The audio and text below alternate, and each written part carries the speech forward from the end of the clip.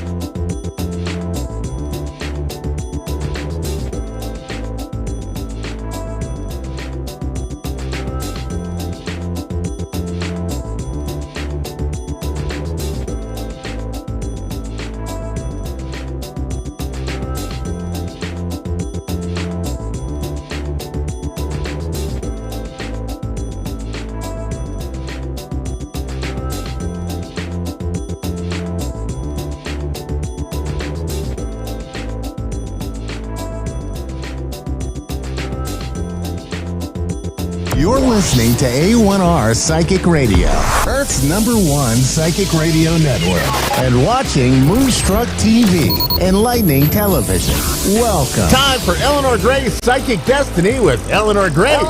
Live from GraceDestiny.com. Connect direct. In North America, dial 888-454-2751. In London, 20-3519-2158. In Sydney, dial 02-8488-3147. Or online, contact us through our Facebook page, facebook.com/psychic radio. Or one of our websites, askoneradio.com or moonstruck.tv. This is Eleanor Gray's Psychic Destiny on A1R, the Ask One Radio Network.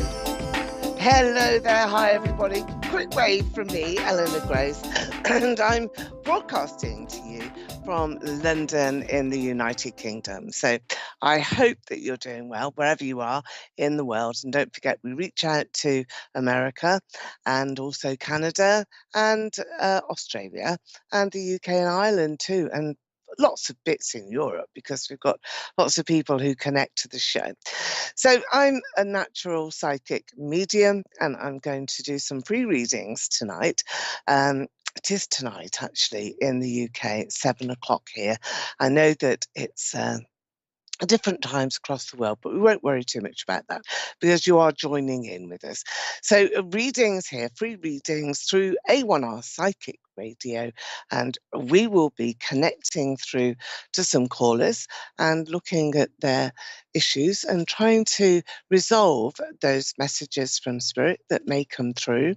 They often do, and it is quite a surprise to people. But we do have a sort of huge range of skills and talents to share with you. So these are my cards as well. I'll show you these. These are Victorian cards from UK, tarot cards, but with all of these lovely pictorial images that convey different stages in your life. So with the tarot, you can look at where you are. Now, are you at the beginning again? Have you gone right back to passing go as you would do on the Monopoly board? Are you starting again over something that you need to reinvent for yourself? How is your career going? How is your work? How is your family, relations, and of course your relationship as well?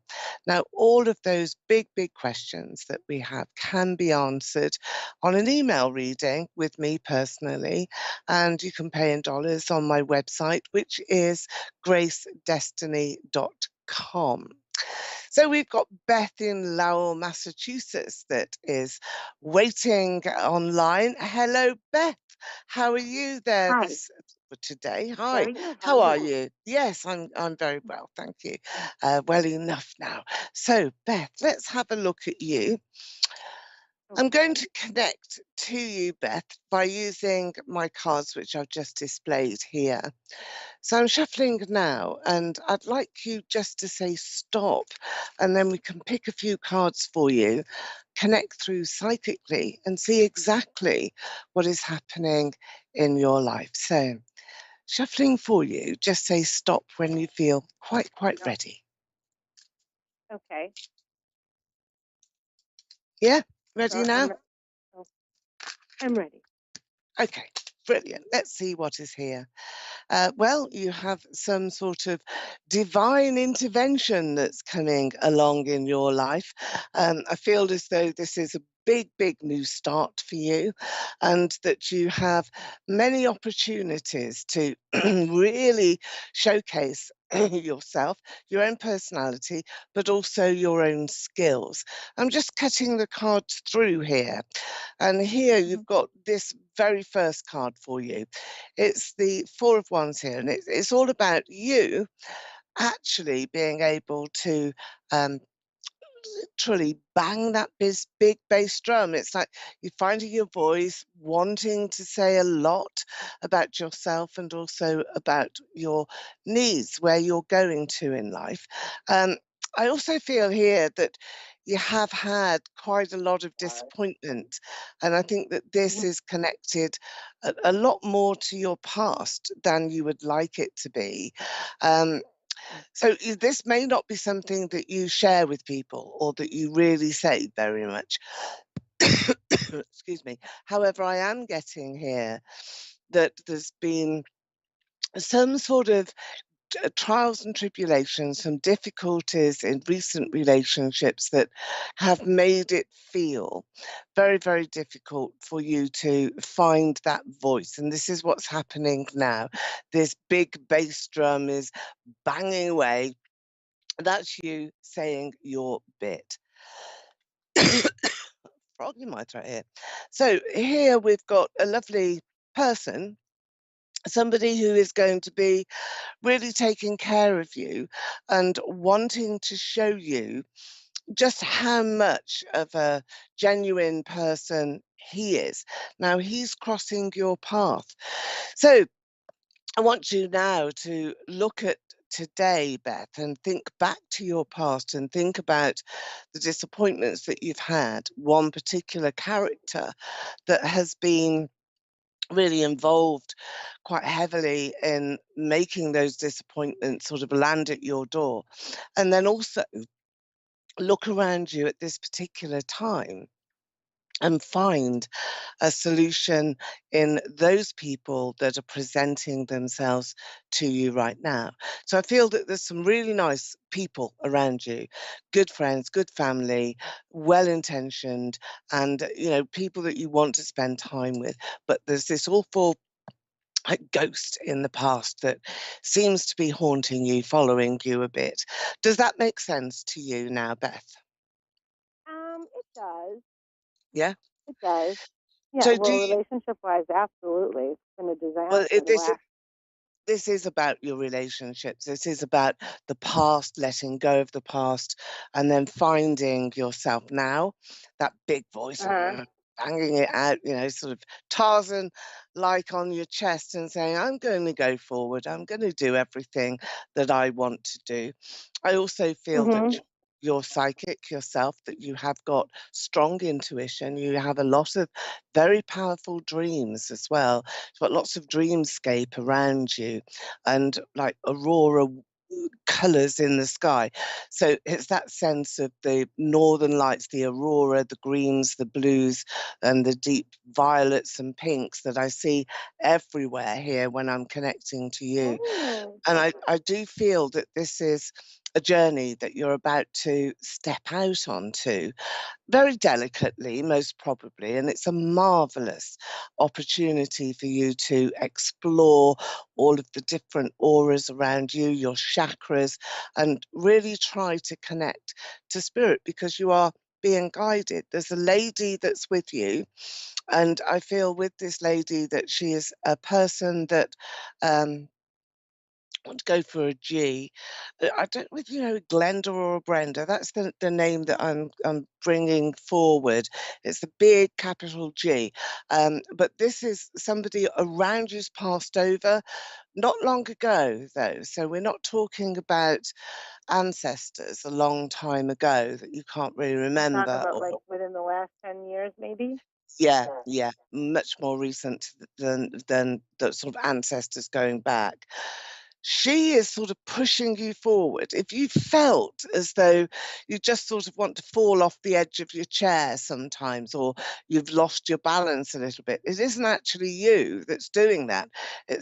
I feel as though there's a force that's saying to you, look, wake up, wake up, wake up, look this way, because you are about to enter into a sphere in your life that was always meant to be. So I think there's a pathway for you that you are always meant to channel your life towards. And this is the crossroads now for you, Beth. This is where you are going to go. Do you have two children? And there's also a birth in the family. Somebody here is inviting you to a christening. There's a baby to be born. I've got a baby that is being presented here from Spirit. So think Oh, about the names of Glenda, Brenda. Think you will get an invitation. It's not your baby. It's somebody else that is sharing that very sort of wonderful time with you. Son and daughter. Do you have a son and daughter? I just have one daughter. Okay. Is she married or is she in a relationship here? She is only 14. She's too young then. So the boy that I have must belong to you. It's got to be because he's right next to A her. dog? You want a Pardon? boy? A boy, I have a yeah. dog. Oh no, no, Um, no, no, no. Did I you only did have you one. lose I a wonder who the child? boy is. Did you lose a child at all, Beth? Do you know? Did you have? Oh, probably. I think that's it. So very, Well, uh-huh. yeah. Go on. Okay. So I had an incident when I was in my 20s, and Yeah. then I had another one after I had her. Okay. It's very, very close to um, your daughter's birth, this boy. He's with Okay. her. He seems to sort of I never shadow got to her. have him. No, I know that. He's a soul in Uh-huh. spirit, but he belongs to your soul family. That's what I'm Oh getting boy. here. It's very powerful, very special. You're going to dream about him because you've got this natural psychic sense yourself, and you've probably realised it every now and again, but not done too much about it. It's like all of us, we have to get on with life and do the day jobs and really feel sort of where we're going. But you can connect. He, I feel, is very, very much around your daughter, keeps her safe, sort of looks after her. It's sort of, we all fall down a bit sometimes in life, don't we? But this is a message where if she falls down, she's going to land on some soft earth or some green grass. She will not land on rocks. So this is quite a smooth passage for her in her life. And he's staying with you as well, because I feel that there's a male walking towards you, a man walking towards you, who I feel is going to be very significant, very important. Now, remember this name, Glenda Brenda. It's one of those. Ask who that may be amongst your friends, or but this is a woman No who is. Brenda. Sorry. I don't know any Brendas. Okay, or My Glenda. mother passed away like six years ago. No, I don't feel it's her. I feel that this is somebody that is among your contemporaries, not somebody who is an ancestor. So don't worry about it. Whenever spirit comes through and it's for you, you will connect that information within the next few weeks, because that's what happens when you're in front of a medium and a clairvoyant. So it will be there, and perhaps somebody will pop up and say, "Oh, do you know this person?" A neighbour. Just think about that initial G. That's important for you. Right, so Beth, moving forward, we've got Yeah. here the crystal ball. This You is. said something about somebody moving towards me. Is that like a relationship thing, or is that something else? It is. Yeah, it is. That's what I've got the crystal ball out for. We Oh, want to okay. see. Sorry. We want to see who that is. We want to see what is happening in your life. And I'm just going to illuminate this to show all of the Okay. aquamarine colours and the purples. And now remember those aurora lights, and they're shining out around you. The aurora lights are the wonderful greens and blues and purples and pinks, and this is what's coming through in your crystal. I do see a person who is very, very brightly lit up here, quite well illuminated in the crystal ball here for you. Coming from the north down to you. So his trajectory is sort of just, if you point the arrow up, he's coming from that direction. So he doesn't live that local to you. He's not going to be next door. He's going to be a little bit further away. But there's communication that is there as well, Beth. So you will be feeling as though you know him already. So perhaps there's letters that are being written, or emails, or some communication online. Wait a little bit, because you've got the Hanged Man here, which is always about just waiting around, giving yourself a bit of time, allowing yourself to really be sort of exposing your positive qualities, showing the best of you. This is what we've got here, and it's working. He will live. I already know him, or no? No, I don't think so. He lives near water. There's possibly a lake here, but he's crossing over quite an expanse of water. Not a sea. I don't think it's an ocean or a sea. This is within a commutable distance, but he's going to be meeting you. By June this year, you will be very, very pleased, because he's going to be around you at that time and cementing a relationship that looks to be very positive. There's perfume in the air. So he will buy you perfume as well. Watch for that. That's a really nice gift. He's sociable. He likes to have good times, and I feel that he is very, very able in his character and in his journey in life so far. So he's done well for himself. Watch for his right foot. I do feel as though he's got some sort of problems, maybe had an injury or something to do with his foot. So, he's got to be careful with his foot. But other than that, physically is perfect. And I do see you negotiating here a sort of relationship which is so very, very positive and wonderful to embrace. So this is a marvelous reading. I think that you now need to consider how you can progress with your own psychic development. That's very important here for you. Think about your questions that you want for yourself in life. Think about what you're attracting to you. Because sometimes we think about all the negative stuff that's happened, and that's certainly there in your past. And then you just bring it back and it starts all over again. And you don't want that. You don't want that to happen.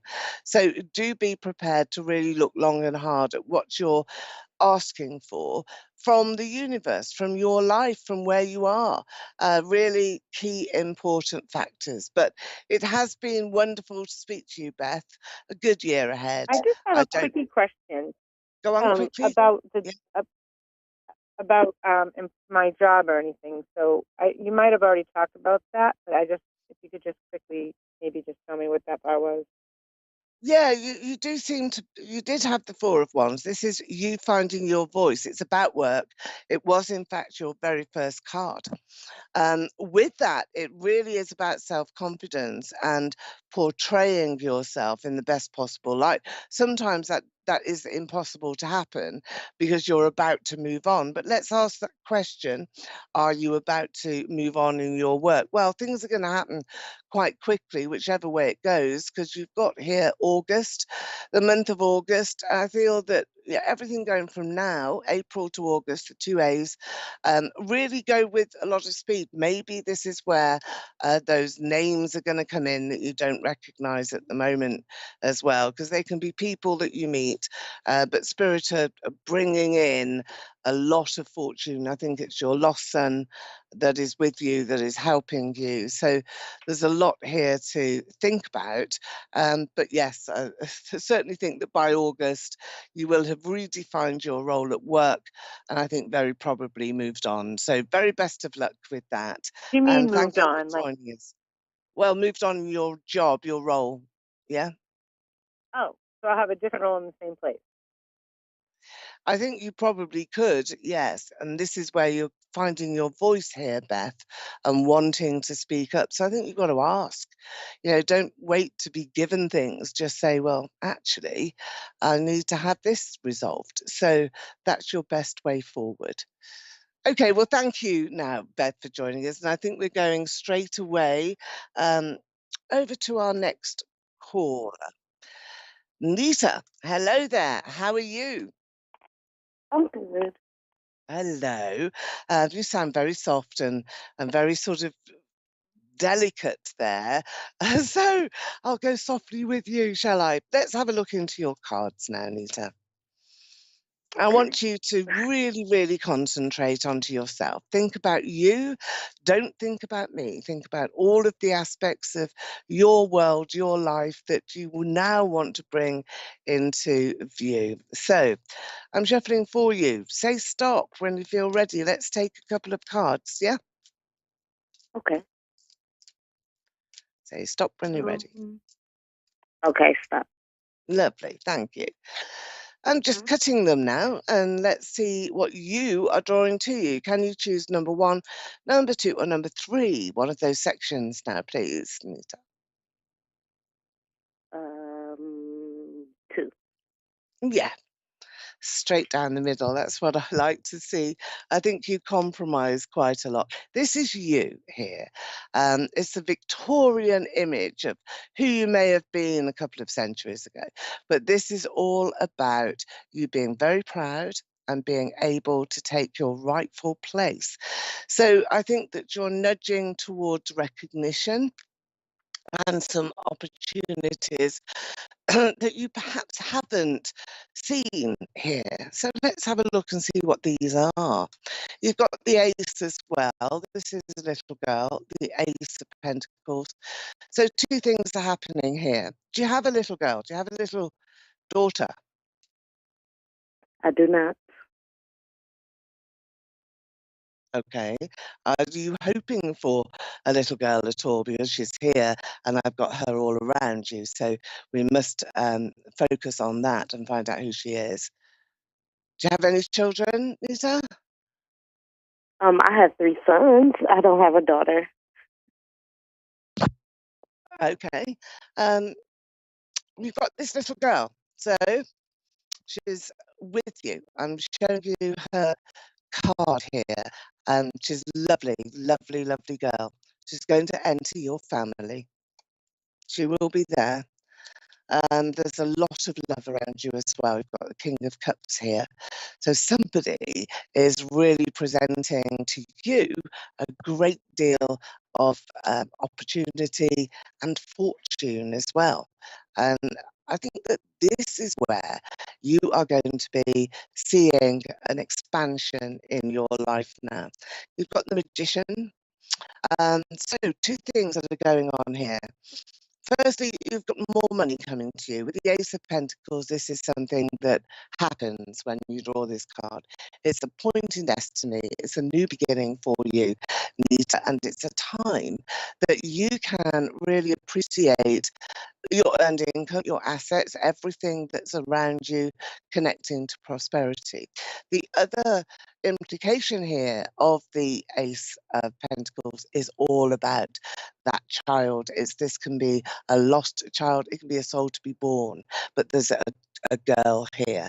Maybe this was a miscarriage you had, you might not have known about, but a soul in spirit is here, and I feel that this is a girl that will be presented to you at some point in your family.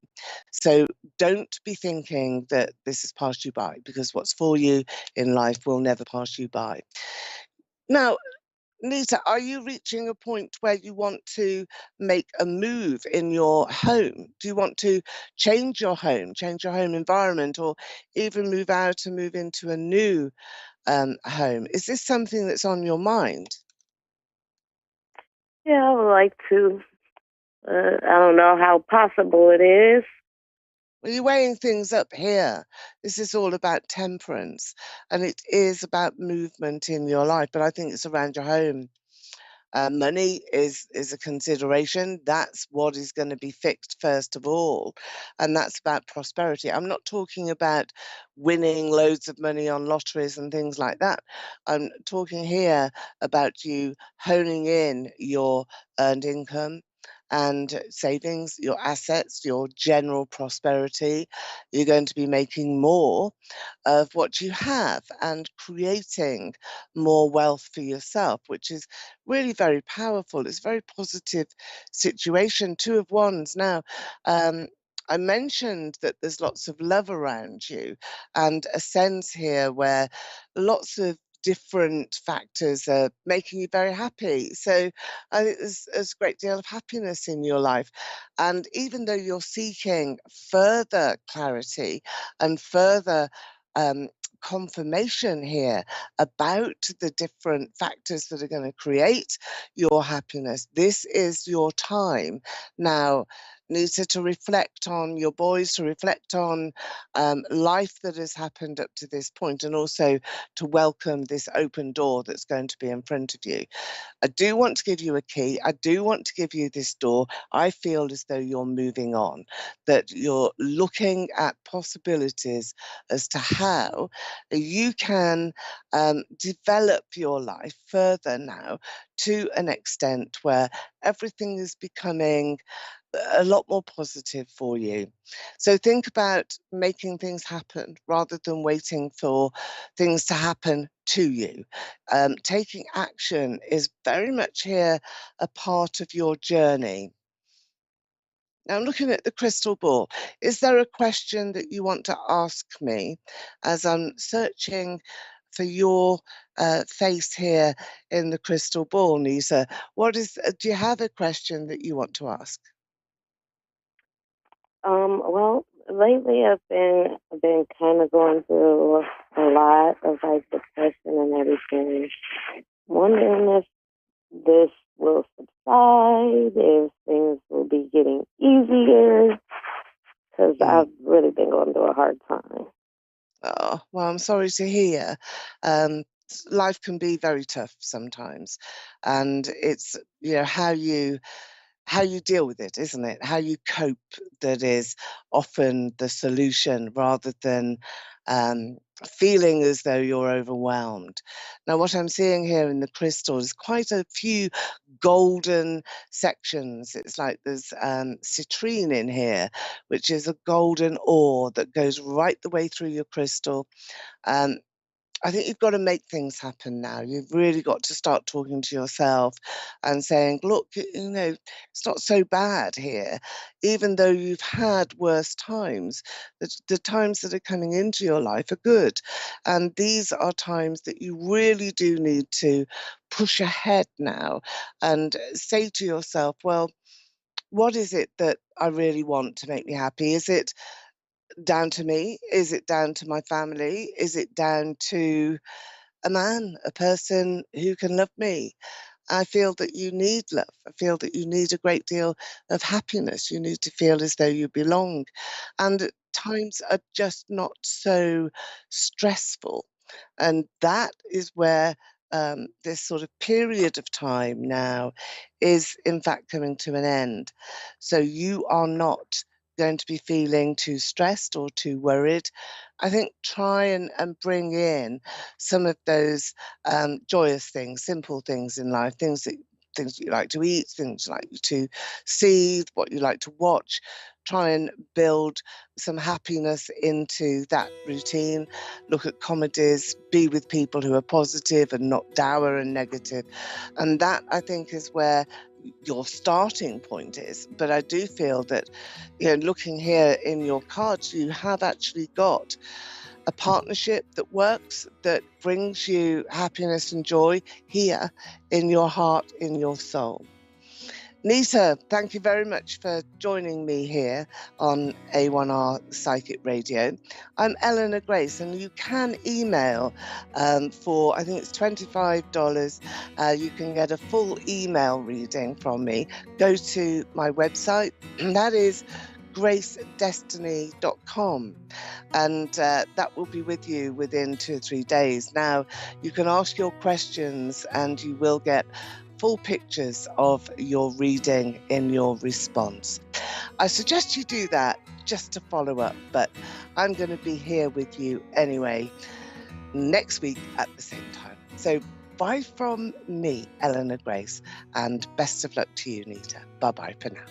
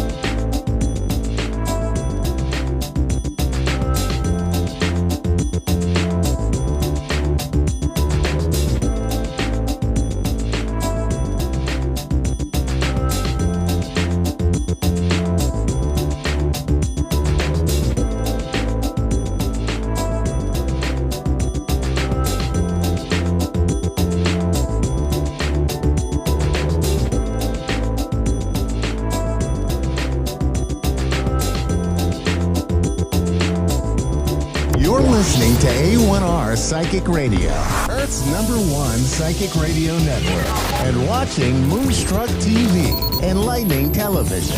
Welcome. Time for Medicine for Your Spirit with Raylene Byrne. Live from RayleneByrne.com. Connect direct. In North America, dial 888-454-2751. In London, 20-3519-2158. In Sydney, dial 02-8488-3147. Or online, contact us through our Facebook page, facebook.com/psychic radio. Or one of our websites, askoneradio.com or moonstruck.tv. This is Medicine for Your Spirit on A1R, the Ask One Radio Network. Namaste, beautiful radiant souls. This is Raylene Byrne, Medicine for Your Spirit. As you can see, I'm in a different time frame.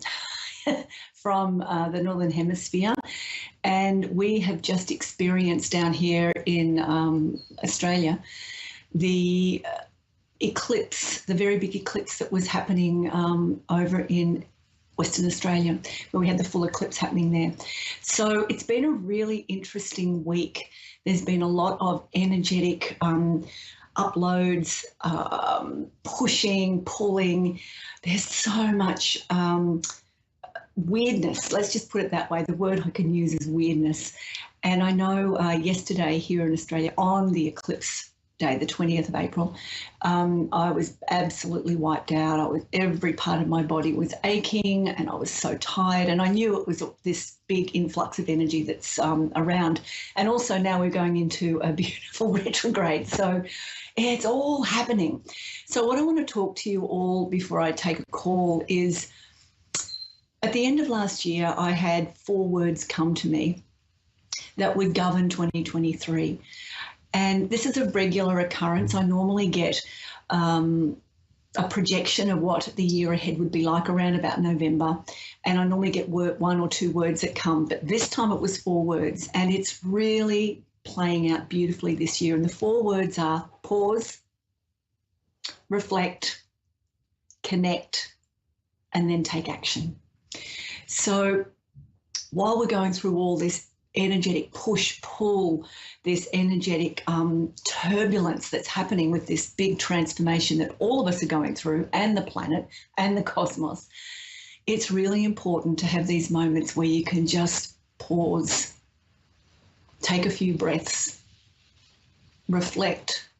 What's going on around me? Is this something that is for me? Is it something that I need to discern better?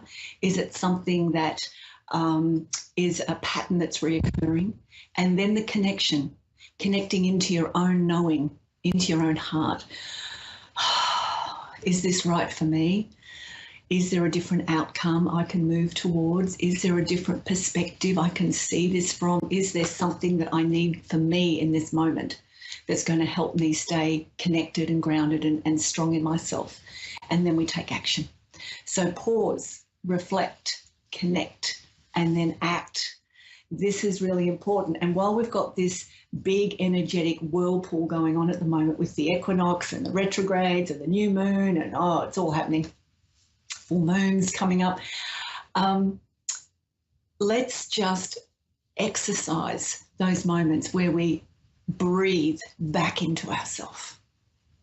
We just breathe back in. So let's try that right now.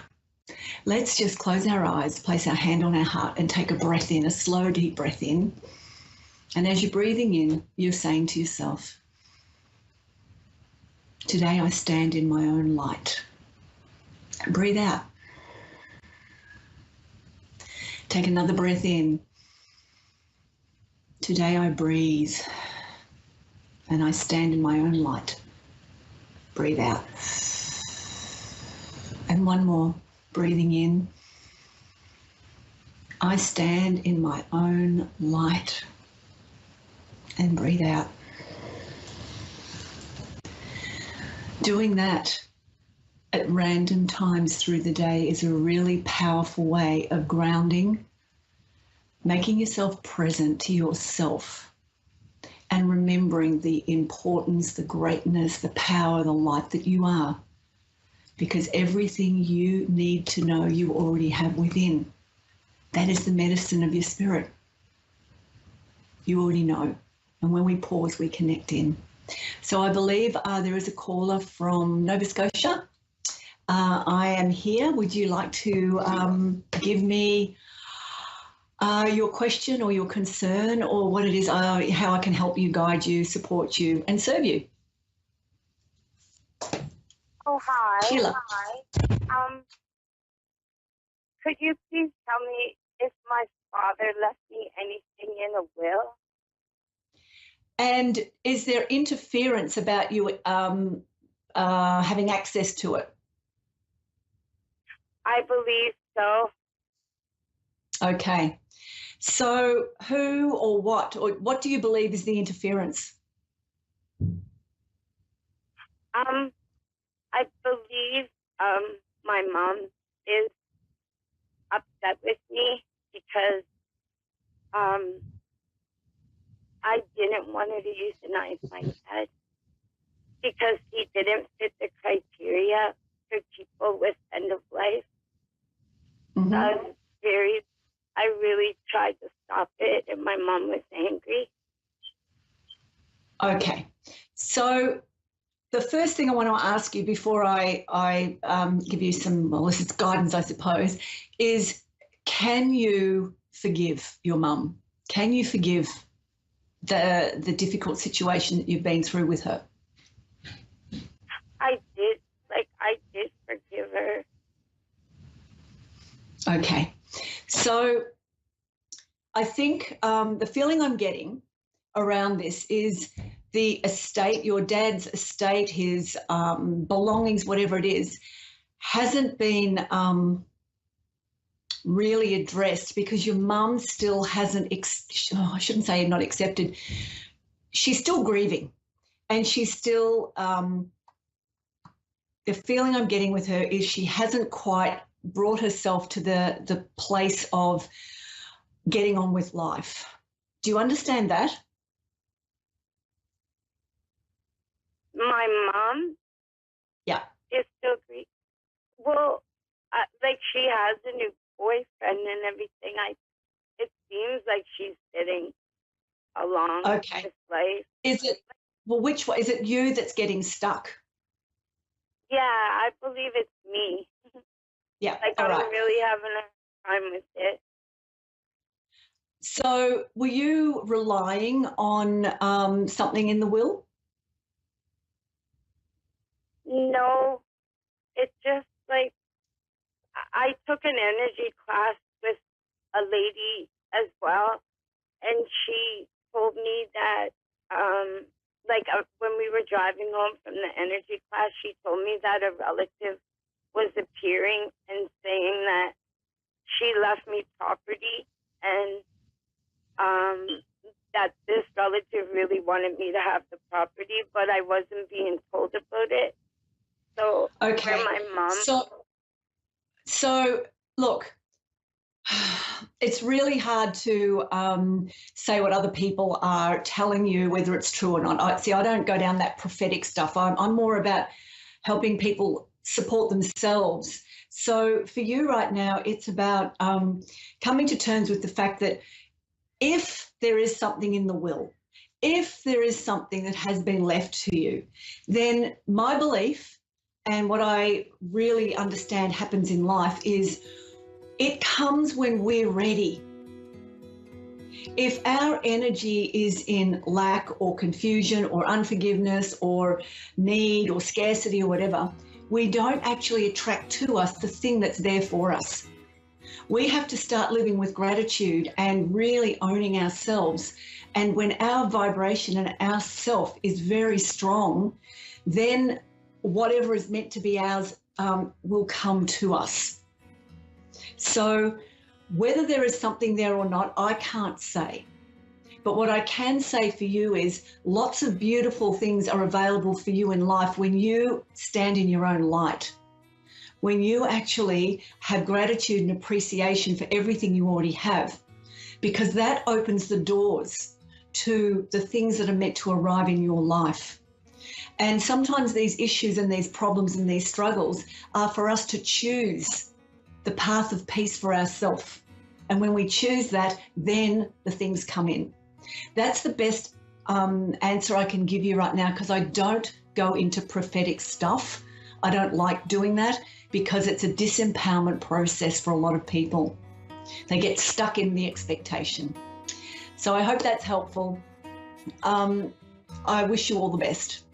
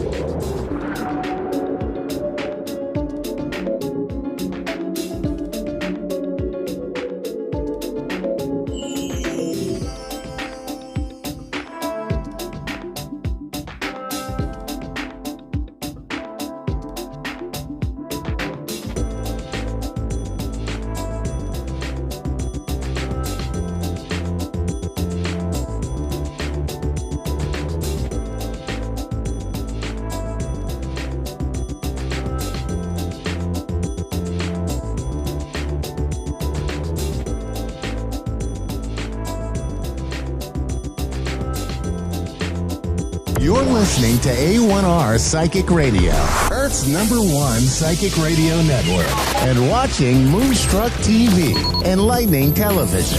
Welcome. Time for Susanna Medium with Susanna Hershaw.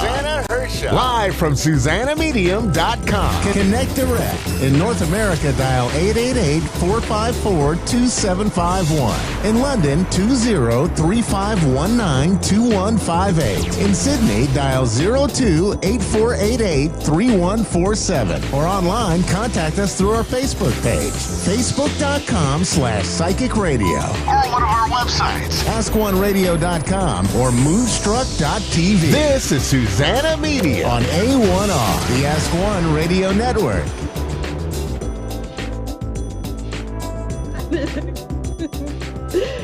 So, good morning, good afternoon, good evening, lovely, lovely friends. It's good to be here, and thanks for joining me. Today is Tuesday, and Tuesday in my world and in your world, hopefully it means that we are here on the A1R Radio Network, A1R Psychic Radio, and Moonstruck TV, and then we are here Tuesdays, Wednesdays, Thursdays.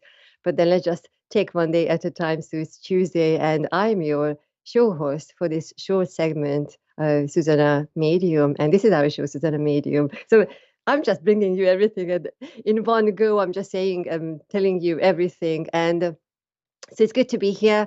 And you see, while I'm talking to you, while I'm starting my show, I'm just still thinking what kind of dance our producer, Mr. Dave, would like us to do here. So we'll see what we are going to bring out of this show. So today I'm going to talk to one of you lovely listeners or viewers. And while I'm waiting for that one beautiful soul to join us here, I just like to say thank you for all of you who are supporting any of our shows here or any of my shows here, and supporting my social media pages and my work as well, and getting in touch and asking about how you can develop your abilities and how you can have your own readings and so on and so on. This part of my website currently still in this building stage. So thank you very much. And then you see, I was really thinking, what should we talk about, just very, very briefly. And then you see, being a medium and working with the light and working with the energy is always mesmerizing me, is always keeping me on my toes, keeping me surprised, keeping me in awe. And whatever conversations we are having with you, lovely listeners, it's always such a magical moment, a very humble moment. And this week I have been really reflecting on the senses, what Spirit is using to show us the information or to show us really the message, what you, lovely listener or viewer, you need to receive. And you see just one very little beautiful segment of this. Yesterday I was doing a reading for somebody, and that person was really direct. That lady was very direct with her questions. It was quite an interesting, the whole energy kept me on my toes, because once we start a conversation, I'm listening to Spirit. I'm not even looking at you.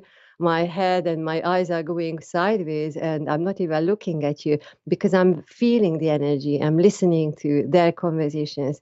And then when we have you lovely ones asking questions, and especially if you are in that mood of asking many, many questions one at a time, then are we listening to you? Are we listening to Spirit? So that was a very interesting energy. But then one particular piece really caught me when that person, that lovely lady, was asking, we were working with her father's energy, and she was asking, so what is his name? And what color is his hair? So I was getting quite a lot of different things, even the minor details. So I was very, very pleased with the energy, how the energy worked. But then when it came to what color was his hair, and immediately Spirit was showing me a gentleman with brown hair, and then the brown hair. So just imagine a gentleman with brown hair, and then immediately the brown hair turned into gray hair. And I did not want to use the word gray because it did not feel like, the color did not feel like gray. So initially I said brown, but then the color really reminded me of ash. And I said to myself, Susanna's mind, I said to myself, I cannot really say ash because we don't really use the color ash to describe someone's hair. But then I just needed to say, because even the sensation, the color, the sensation felt like ash to me while I was describing the color of the hair. So I needed to say brown and I needed to say ash. And these ladies were saying that, oh my goodness me, yes, his color, his hair color was ash brown. Ash brown. So imagine how beautiful, how wonderfully Spirit is presenting the information. And yes, of course, you've got your question. Yes, you would like to hear from your loved ones. And then for us mediums, it's always such a journey and such a beautiful conversation and really very creatively, very gently working with the energy. So we just need to put together everything what we receive. And then you see, as a developing, if you are developing your abilities, maybe just a piece of tip here for you, like a little tip that when you receive something, and even if you are asking, even if you are questioning it with your human mind, but you need to trust the piece of information in the format how you are receiving it.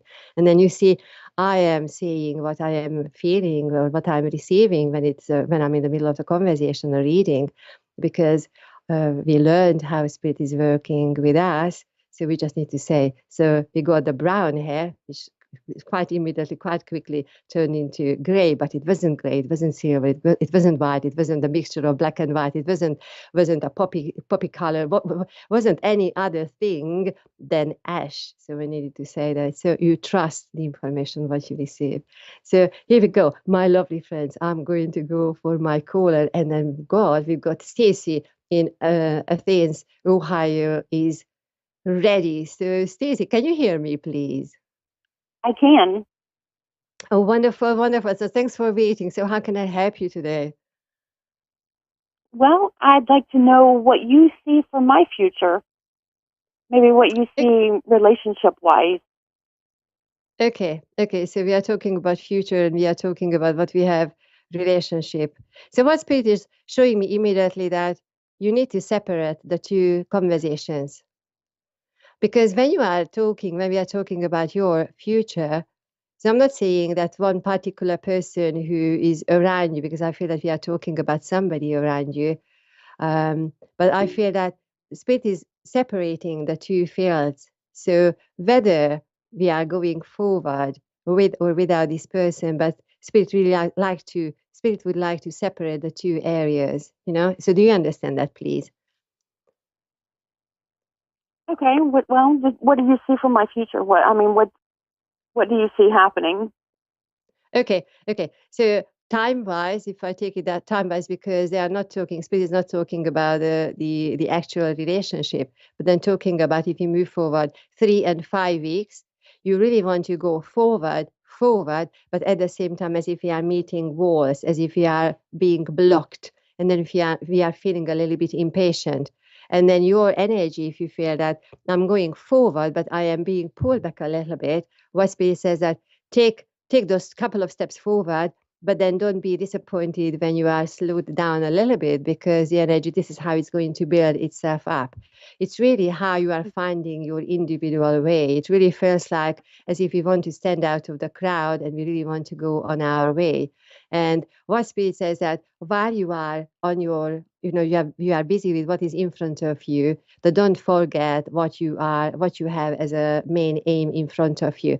It really feels like that the energy what you gathered within yourself is something very unique, very, very strong, and more certainly not in a way how you used to be, because even if you feel how you were in your recent past, if you take it recent past and previously, you really gave your energy and attention to family members and people. But then for you, the way forward is really moving forward by yourself. You are learning how to do things by yourself.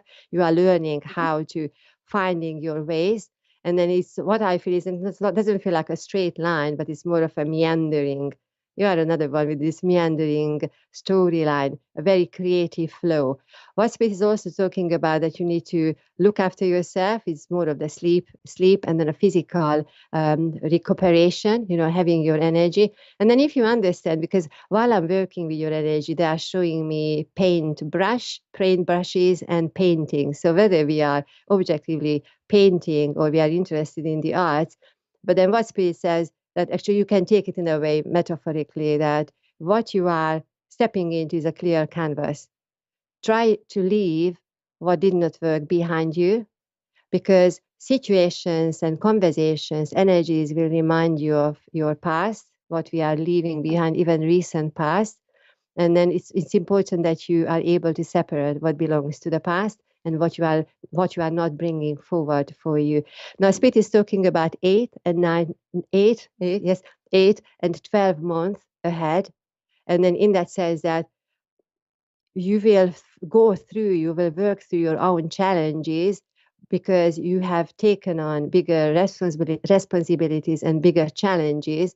And then why you feel that you might be, yes, they are just talking about the same thing, that why you might feel that you are being slowed down. Just remember that bigger cycle, what you are taking on. And it feels like, if you understand, 5 or 7 years ago, you have been already thinking of what you are stepping into, what you are creating here. But then finally you go to the point that you dropped a lot of things behind you, okay, energies, family members, conversations, situations. And then really, even if you don't know how things are turning out, but then you got that strength that you are taking one step at a time and going forward and moving forward. They are also talking about writing and taking notes. And as you are, whether when you are walking around and you've got some creative ideas, make sure that you record those ideas, because even if you are not using them immediately, but then they will be very, very useful for you. So would you understand that, please, that we are really leaving energies behind and we are moving forward, and it's a very different energy what you are stepping into. Stacey, do you understand that, please? Mm-hmm. I do. You do? Okay, thank you. Would you understand two male energies in spirit energy for you, which one of them feels like somebody who's like a sibling to us on our level, and then one gentleman who is the next generation up, two very, very delicate and very calm, very, very grounding energies. Would you understand two gentlemen, please? Two gentlemen. Yes. You who are very close to us.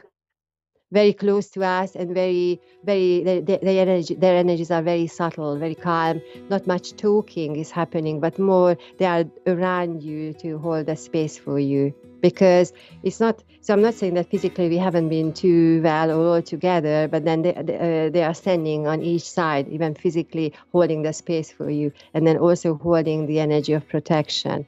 Now, what I'm feeling is that one of the energies, we've got 30 seconds. So Stacey, that's a very, very, very, very quickly I need to speak. So feel free to send me an email, because your energy is that's taking your energies, taking your life forward, stepping into, even if you don't know how things work out, but then you are going to make it work. Feel free to send me an email so we can continue and finish the conversation here. So thanks for being here. And my lovely listeners and viewers, thanks for being here. And Mr. the producer, don't see you another time. Thanks very much, and back in 7 days time. Thank you. Thanks. Bye.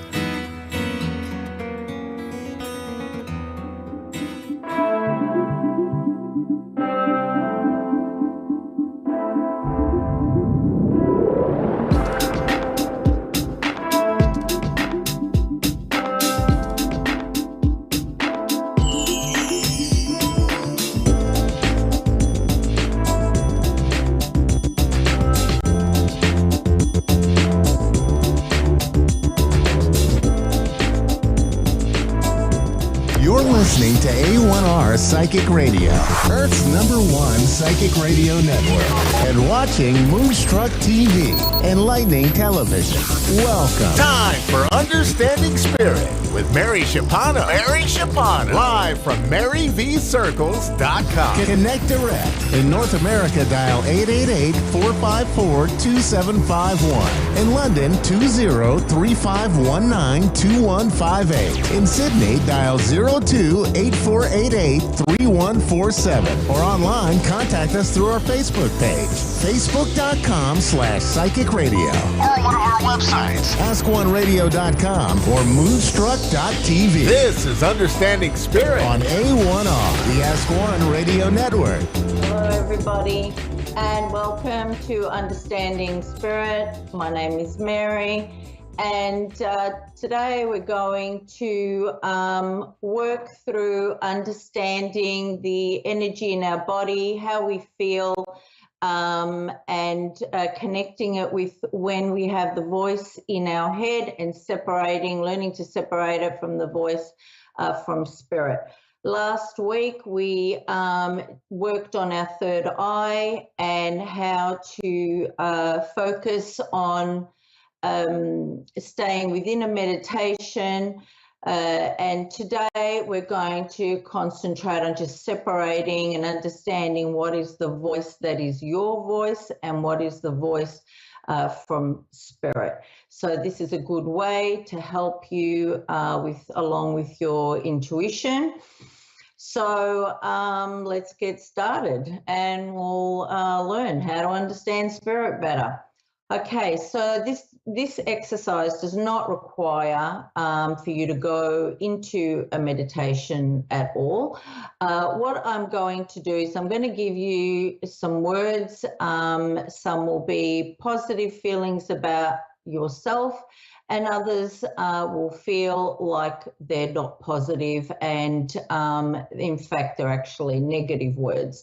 But it's about learning to feel how the body reacts when you get messages like that within yourself and also from spirit, because they will give you feelings that will impact on your body.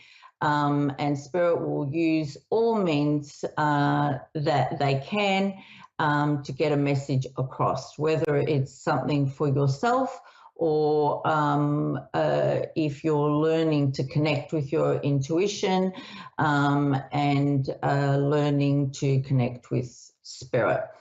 Okay. So if you want, it probably would help you to close your eyes, though, just so you can focus a little bit more. And I want you to think these words and say them in your mind with as much energy behind them as you can. And when you say them, I want you to feel how your body reacts in that moment, and also to see where that message is placed in your body, so you can identify what is yours. I'm not going to tell you where I get mine at the moment. I'll tell you after the exercise, because I don't want you to feel like you have to do it the way that I get it. So I wanted for you to know that it's unique to you. All right. So close your eyes if you like. And I want you to say to yourself in your mind, I am content. Feel where the voice is in your body and feel that feeling in your body as well.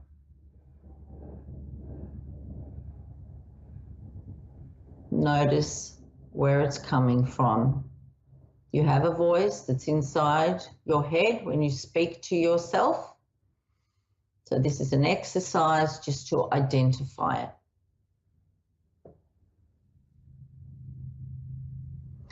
Now I want you to say to yourself in your mind, I am thirsty.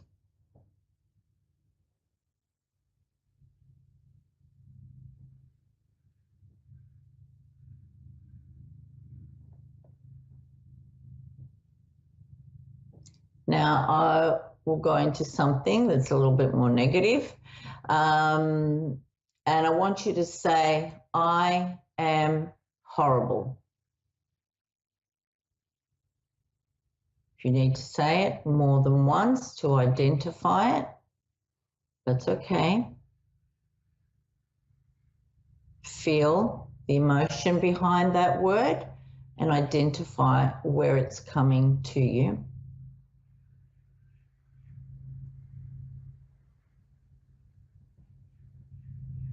Now I want you to say to yourself, I am happy. Repeat that to yourself a few times. Lift your energy up again See how your body is reacting. And also try again to identify the voice that is you within your head. When you start playing scenarios out in your head or you're thinking about things in your head, it's very important to identify what is you. Because once you're tuned into your own voice, then you can identify the voice that is coming from spirit more clearly. It's one of the main questions, probably if not the first question that I get when I'm teaching and people want to know, how do I know it's me? You know, what if it's just me telling myself, you know, like all these things? Now, for me, when I get my messages, I get them here at the forefront of just behind my forehead. All right. So your pineal gland is around the middle of your head going down. So behind, sort of sitting in the middle of your head. All right. And that's where your screen is, like we did last week with the third eye, placing the screen. That's where you see that.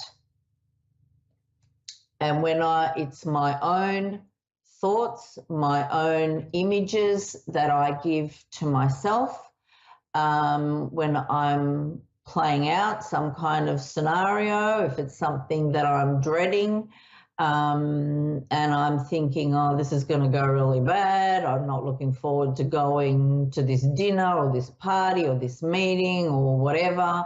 And I'm just overthinking everything. You know, I will feel that negative emotion in my body and also know where it is.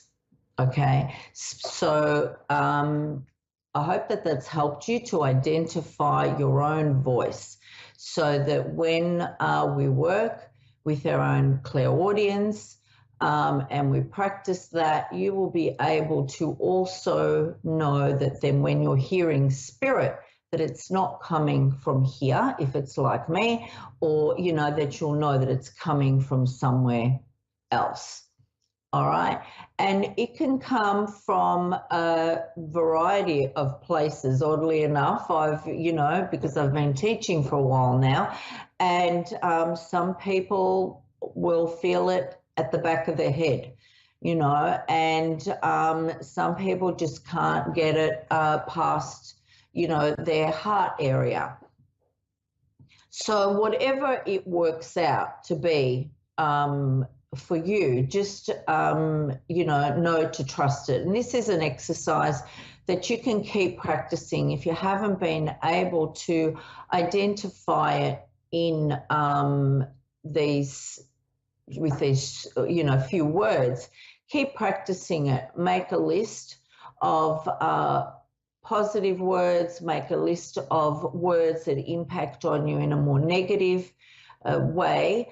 And that way you'll slowly start to identify, you know, how your body feels, because spirit will give you, if a spirit died of a heart attack or chest pains of any kind, they may give you like pains in your chest, or if they had problems with your knees, they will give you pains in that area of the body should they choose to give you that message in that way. So it's very important to start identifying that, because when you feel that and then you get spoken words, you want to know and be sure that it's not you that has now got a backache, especially if you do have backaches anyway, or, like I do. And I want to be sure that that is something that I'm getting from the spirit that are telling me that they had backaches as well. So it's very important to practice that. to be able to be confident going forward that what is you and what is messages from spirit. So we also have, when we're seeing spirit or hearing spirit, we get it's separated in two ways. You can see spirit objectively, which is outside of your body. So you see them the same way that other people see. You see other people, or you see them in your third eye. And the same thing goes for when you're hearing spirit. You either hear it externally or you hear it inside. So it's important to identify those as well. So keep practicing and working towards understanding spirit more, and each day we will work on that. So I hope this is helping you. For all of you that want to tune in to your intuition, it's the gift that we all have. It's just whether we want to choose it, to work with it and develop it. All right, so I'm here for you. If you have any questions, please contact me. You can email me. Thank you for tuning in to A1 Radio, Psychic Radio and Moonstruck TV, and I will see you next week for Understanding Spirit. Thank you.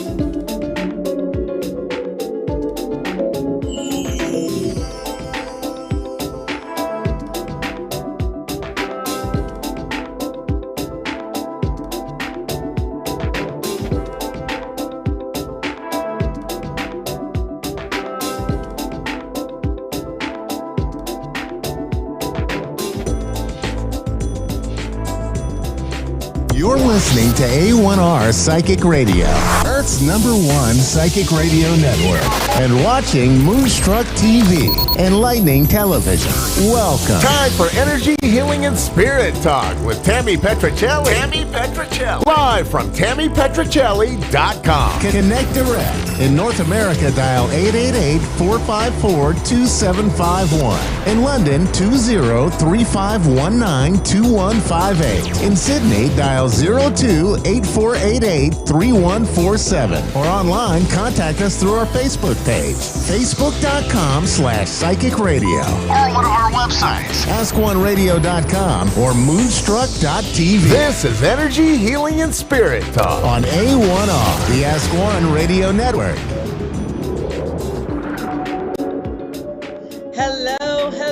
Hello.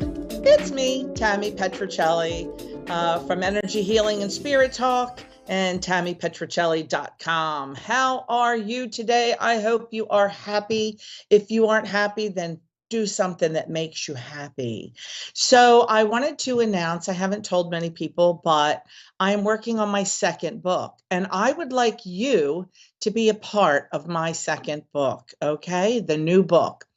About a year and a half ago, I was vivid dreaming in the morning, waking up, and I heard Spirit say, your next book will be what I learned talking to the other side. So, what questions do you have for the other side? When I say other side, you know I mean heaven. You know I mean our angels, our loved ones. What's it like over there? So I would like to do a chapter on my readers, my watchers, questions. And all you have to do is go to my website, find the email, which is Pike Creek Reiki at aim.com. You can text me at America 1-302-530-6682. You can private message me there. You maybe can find me even on WhatsApp. I don't know if WhatsApp is still up on this business phone. But I want to know what you want to see in that book, okay? And if I use your question, I might use your name if you give me permission. All right. So what I learned talking to the other side. So those are the type of questions that I want you to send me. Your questions about heaven, your questions about your loved ones in spirit, your questions about angels. There are a lot of the chapters already written, and some of those answers may be in those other chapters. I just finished the chapter on numerology and numbers, I think. I have to double check. So I tried to go with spirit messages, spirit symbols, how they contact us, all kinds of things. So I will be reading a little bit from my first book, A Midlife Awakening and a Year of Messages from the Ascended Masters today, after I take a reader. Or a caller, I apologize, after I take a caller. So this book, the first half of the book, are kind of spiritually guide times that helped me open up to this wonderful journey of being blessed with these gifts to bring answers and healing to people here. And that's what a reading should be. It should be about healing those on the other side, because that's what they're doing. They're working on it, and healing you, the person on this side that needs to hear from your loved ones. So the first half of the book are some of the stories. A lot of my clients are in this. The second half of the book is when I would be in trance and have messages from the Ascended Masters. That can include the mothers. The mothers work with me. They are the Blessed Mother, Jesus Mother, Mary Magdalene, and Kuan Yin, the Mother of Compassion. They came in to me first to let me know that they were working with me and bringing messages. And then one day, Mother Teresa, she came in combat boots, not sandals as we see her, in combat boots, and telling me she didn't care. It wasn't so important that she was a saint. She wanted to be part of the mothers. The next one that came in was Bridget, Goddess Bridget. Some know her as Saint Bridget, but Goddess Bridget joined us. Probably because I was honoring her over in England and Ireland. So let's see. So please remember, if you would like to have a question answered in the next book, text me, call me, email me. You can get me all that information through TammyPetrocelli.com. Even on my Facebook page, you can do Tammy D. Petrocelli Medium on my Facebook page. So I want to welcome Sherry from Gideon, Missouri, the Show Me State. Hello. Hello, Sherry. How are you? I'm doing okay. Just okay. Well, let's fix that. Sherry, do you have a question for me? Do you want to communicate with a loved one in spirit? Yes. Yes. And who is that, please? Well, either my son, Brandon, or my little puppy that I just lost, Teeny Tiny Peanut. Oh my gosh.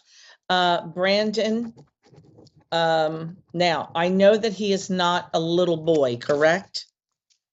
No. But, You're right.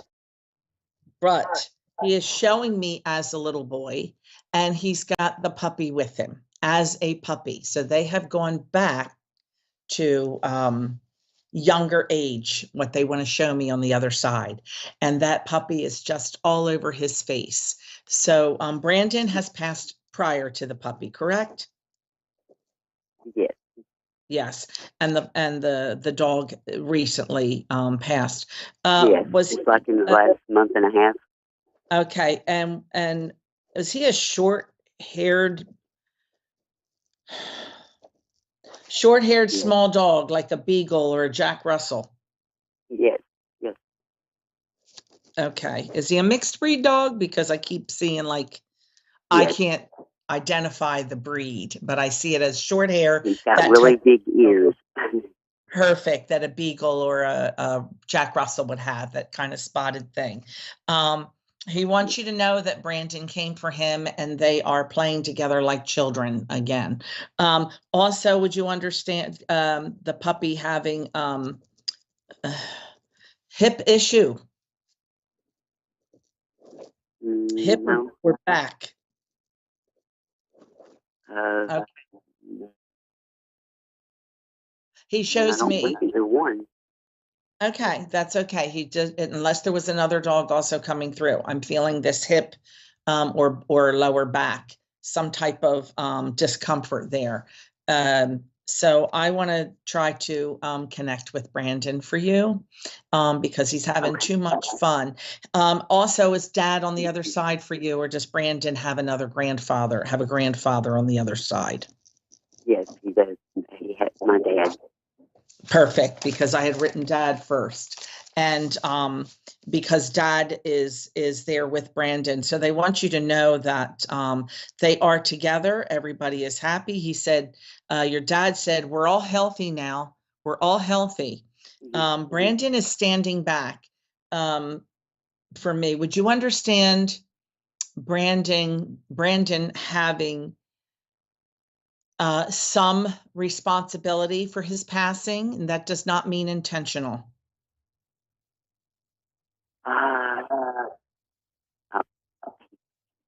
I don't really know. I wasn't there. Okay. When I say, passed? I'm sorry. You want me to tell you how you passed? No, I just want you to confirm what I'm giving, and then I'll ask you if I need it. So what I feel when they say that they take some responsibility for their own passing, it doesn't mean that they purposefully ended their life. What it can mean is that they accidentally ended their life, or their actions or lack of actions, meaning I was supposed to take my insulin and I didn't. Their lack of action or their action contributed to their cause of transition. Does that make sense to you? It can, it could. I'm okay with a no, because I don't feel like he. I'm not. To be honest, I'm not real sure. It was. I'm not real sure. Okay, that's all right. He just stands back, which is kind of a symbol for me that he has some responsibility in the reason that he transitioned, so young. Okay. But he does want you to know, did he not have a close relationship with your dad, or did your dad pass when Brandon was younger, please? No, they just didn't have none of us had a real good relationship with my father. Okay. We knew him, we had a relationship, but it wasn't like it should have been. Okay, thank you. Because Dad makes me feel like he did not have that type of relationship with Brandon, but that they have that relationship now. Your dad wants you to know that the things that he didn't do with him and the rest of the family in life, he is now doing it on the other side. In fact, he shows me going fishing and shows me a big fish. So I don't know if he fished in life, but to me, that is a sign that I am doing things that I should have done with them. Do you understand? Okay. Yes. He also shows me apology. Would you understand? Would you understand Dad enjoying imbibing? Yes. Okay. Thank you.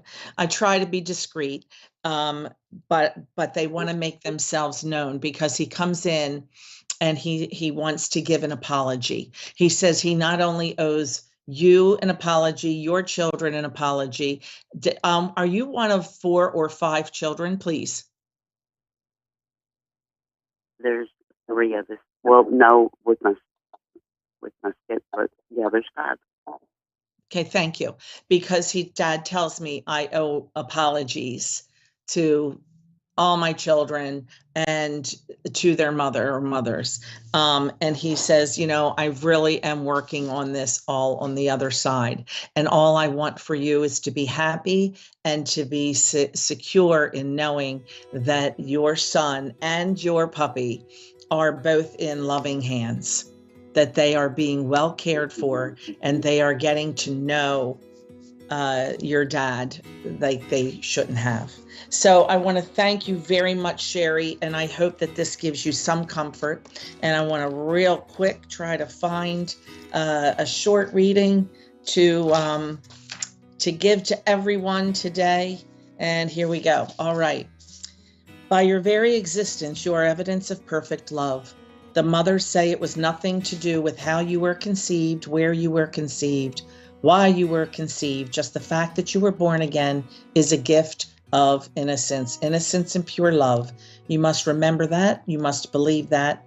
And the mother wants you to show devotion and love to the Supreme Being, that they are with him.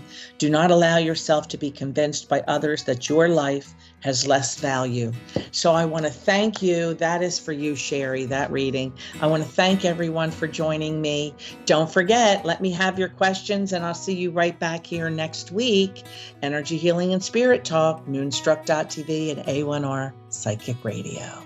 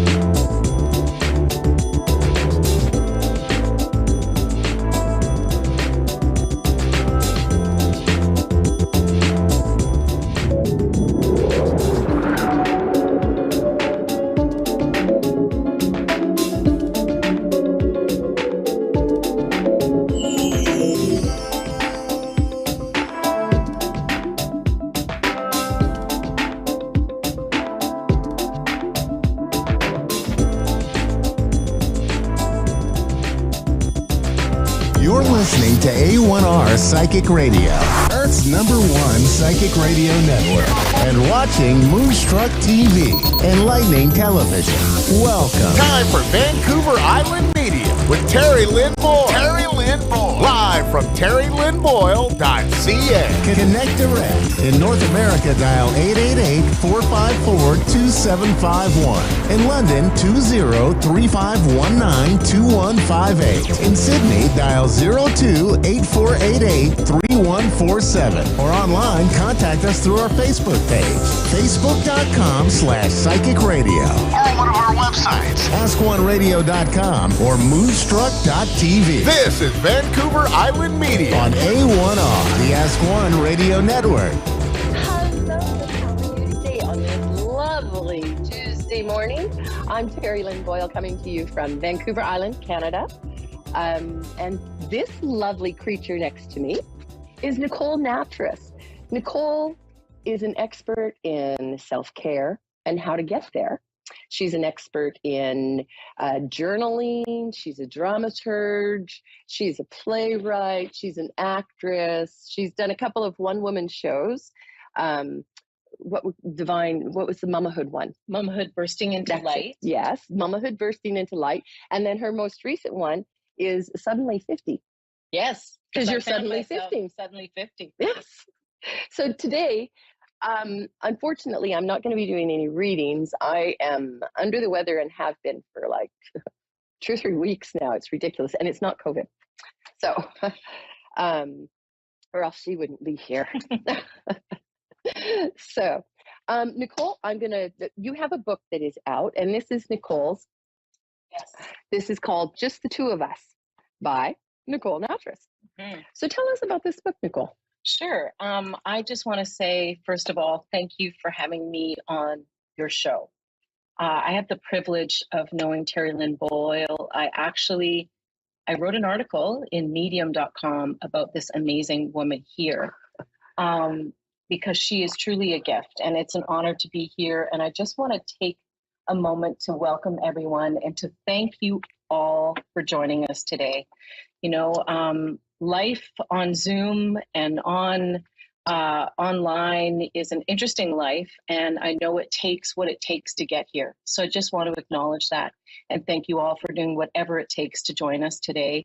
I'm here to discuss a little bit about what my work in the world is, but also I'm here to spread some love on Terry Lynn Boyle, who hasn't been feeling well for the last while. And just to get to know you a bit, my background is as an actor, performer, playwright, as well as an addiction counselor. So I have these two worlds, and my professional expertise really draws on those two worlds. And for a long time, as many of us kind of figure out where our paths take us, I wondered, how do these things relate? And what I realized is that they relate really, really deeply.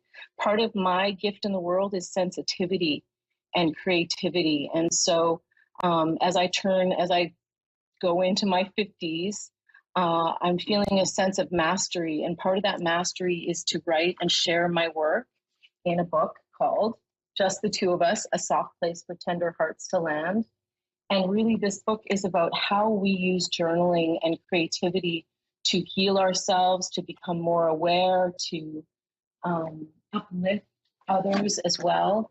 So a lot of my work is about really tuning in to yourself, just as Terry Lynn tunes into others when she gives readings. As a counselor, I'm lending that lens as well. And so today I just want to talk a little bit about creative journaling and offer you some insights and exercises maybe into how you can deepen your own practice and your own intuition. I have a question. Sure. Okay. So creative journaling. Yes. Okay. So journaling, I know because, I get up every morning and I write down a few things on a piece of paper in a book I keep, right? So how do I get creative? What is creative journaling? Explain that to me, please. Well, I think creative journaling is a sense of play. And, when we see young children, we recognize that they automatically have access to this intuitive place of playing, right? And as adults, we can kind of lose touch with that. life becomes serious. And as it does, or we're dealing with different challenges, different obstacles in our lives. And so creativity and getting back to that creative journaling is really about delighting yourself. How do we get back to that sense of play? And so it might be through adding colors in your journal. It might be using images. It might be using watercolor.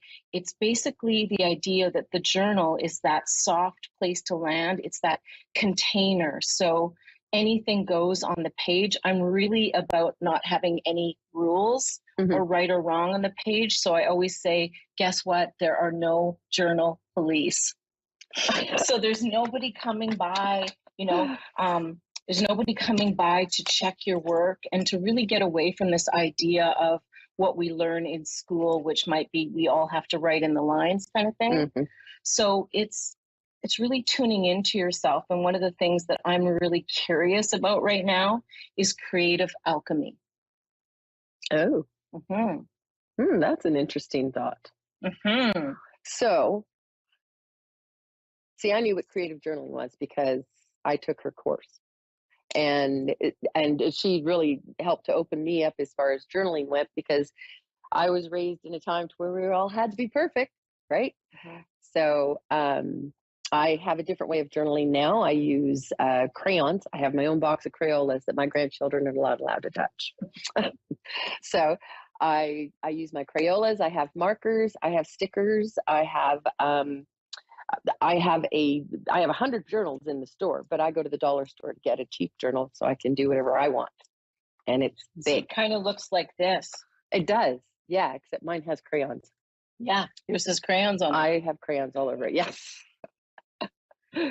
Part of that idea of landing on the page and allowing ourselves to play is actually supports our brain. So when our right hand is working on the page, it frees up the other side of our brain that brings in new ideas and our intuition.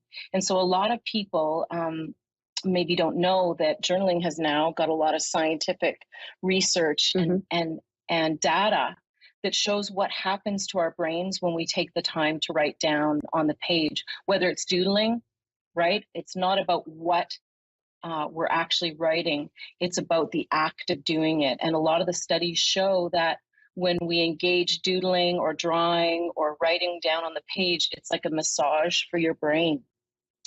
Okay.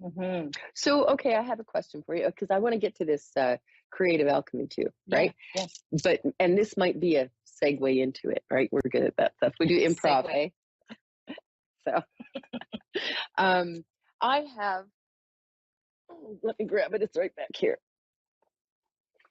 I have what I call my my reading book. That's not what I call it, but I'm not going to tell you what I call it. So anyway, when I am doing a reading, I sit with a pen. I have my book, and I look at this. I write, right? Yeah. But I don't necessarily write names or anything. I doodle. Yep. I get information. Is that what I'm doing? I guess I don't know why I do it, and a lot of it is just. Do you know what I try and do? Is I try and draw a perfect square, a cube. Oh, cool. I mean, and I can't. I start them all, and see, That's pretty perfect, that one. No, they're not good at all. I do them all the time. So this is my brain getting massaged while I'm doing a reading. While you're getting all that information, it's also a way of you tracking. And so journaling is also, it's a window into ourselves, but it's an outlet, but it's also a container.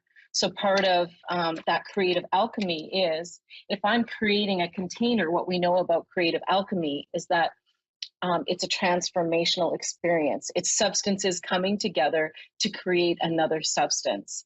So when we think about using it in our journal, it's like if I'm taking all the elements of, say, a situation in my life that's troubling, maybe it's an obstacle or maybe it's resistance to something, and I start adding elements, I start adding color, I start adding images, I start adding stickers. What I'm doing is I'm softening what's on the page. Oh, yeah, And then I can go further with that, and I can actually change the picture. So it's almost like rewriting, right? Rewriting the story of what's going on. And so first, what I will do with creative alchemy is I'll make a choice.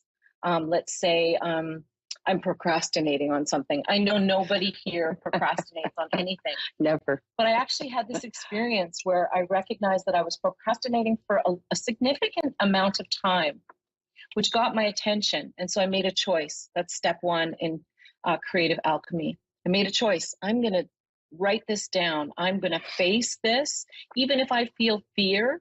And I felt kind of silly. Like, why am I afraid of this? There's some kind of resistance going on. The second thing that I did was I looked at what I did on the page with all my messy writing. And I thought, how can I soften this for myself? How can I express to myself some self-compassion, right? A lot of us talk about self-compassion, but how do we really practice it? And for me, it's not in my brain. I can see it on the page, and I might take yellow, or I might take a color that I'm really drawn to. You know, color has a profound impact on the brain.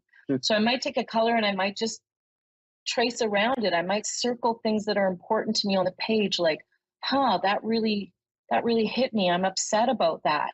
And then I do the third step, which is I soothe myself. So how do I soothe myself on the page? Again, I'm delighting myself. I'm taking that time to honor, witness, and validate my experience. You know, a lot of us go through life waiting for people to give us permission for things. Like how right? Waiting, or if someone could see me here, or if someone could help me with this. And for me, journaling is taking that time, whether it's 5 to 15 minutes, to really honor and validate myself. And you know what happens? 3 weeks later, or 2 weeks later, a week later, I'll open up my journal and I'll go, you know what? That doesn't bug me anymore. Oh. To me, that's the power of creative alchemy. And I think we use it. We use it all the time. It's like when we're in the kitchen and we're baking a cake. And some of us need a recipe and some of us don't. And we mix all those ingredients and out comes this beautiful cake. I think in any kind of creative process, that's kind of creation in itself, right? Well, I agree 100%. I just lost my thought. It went over there. It ran. It That's did. what happens I when you're know. sick. I know. Yeah, when you're 62. 62. Yeah. She's amazing. She's complaining about 50. 50 is amazing. 50. I have had the privilege and honor of having many readings by Terry Lynn. I also feel very privileged that she's been able to support our family through some really, really difficult times. So appreciative of that. And this gift that Terry Lynn has is channeled through such love and such sensitivity. And, you know, it's such an honor. I was thinking back of how long we've known each other. 10 years? 20, longer than that. Longer than that. 2011. 14. Oh, my goodness. 2011. Wow. Terry Lynn has been known to come over to my house when I say, I feel some strange energy here. Would you come over and do a clearing for me? And I have. And the answer is yes. If you are looking for more, more guidance in terms of your own journaling practice, you know, there's so many ways that you can kind of explore that. But I just want to share one journaling exercise or a journaling prompt with you today. Is one of the ways that I like to start my day is just to even take 5 minutes and ask the question on the page, what is going well for you right now? Oh. And that really kind of grounds me. I don't know about you, but I'm not necessarily a morning person. As a parent, it's one of the things that I had to learn very quickly was to be a morning person. And one of the things that really helps me is to just take time to go, what is working well for me right now?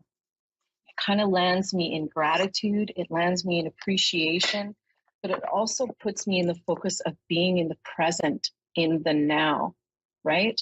And then if you want to explore it further, you'd say, how do I feel right now? And then a third writing prompt, how do I want to feel right now? Right? So then even just those 3 simple prompts, a lot of myths about journaling is this idea that, oh, I need an hour every day, or I'm not going to be a good journaler. Again, there are no journal police. If I manage 1 to 8 minutes in my journal a day, I'm doing great. I don't have to manage that. Sometimes I can do that when I'm driving in the car. What is going well for me right now? Oh, well, I'm feeling this way, and I like this color red on me today, and I'm feeling excited about going to spend time with Terry Lynn today. So you don't have to write it down? No. Oh. No, because journaling is like meditating with a pen. So you can also take the pen away and just be like, again, that positive affirmation, right? Of this is what I'm feeling. This is what I'm thinking. So if you don't have the time to do it, a lot of us don't. We're busy. We're multitasking, amazing creatures. You can just take that moment to check in with yourself, So here I've been beating myself up because I don't spend 30 minutes or an hour with my journal. And I mean, I drive around, I do a lot of driving. So I'm like, okay, so what's going on today? What am I doing today?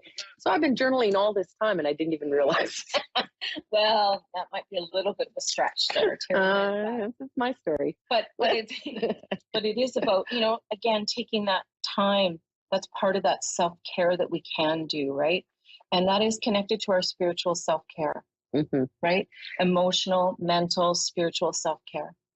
That's when people come into the store and I talk to them about, they're looking for a daily spiritual practice. I don't know what to do. I'm lost. And, okay, so oracle cards, meditation, these kind of things. And what I tell them is to start a daily spiritual practice, get up 30 minutes before you normally do. Go get your oracle cards, have them ready, get up, go to the washroom, and then come back, sit, put headphones on for 10 minutes and listen to nature, the water, rain, fire, whatever it is that you need to listen to. Yeah.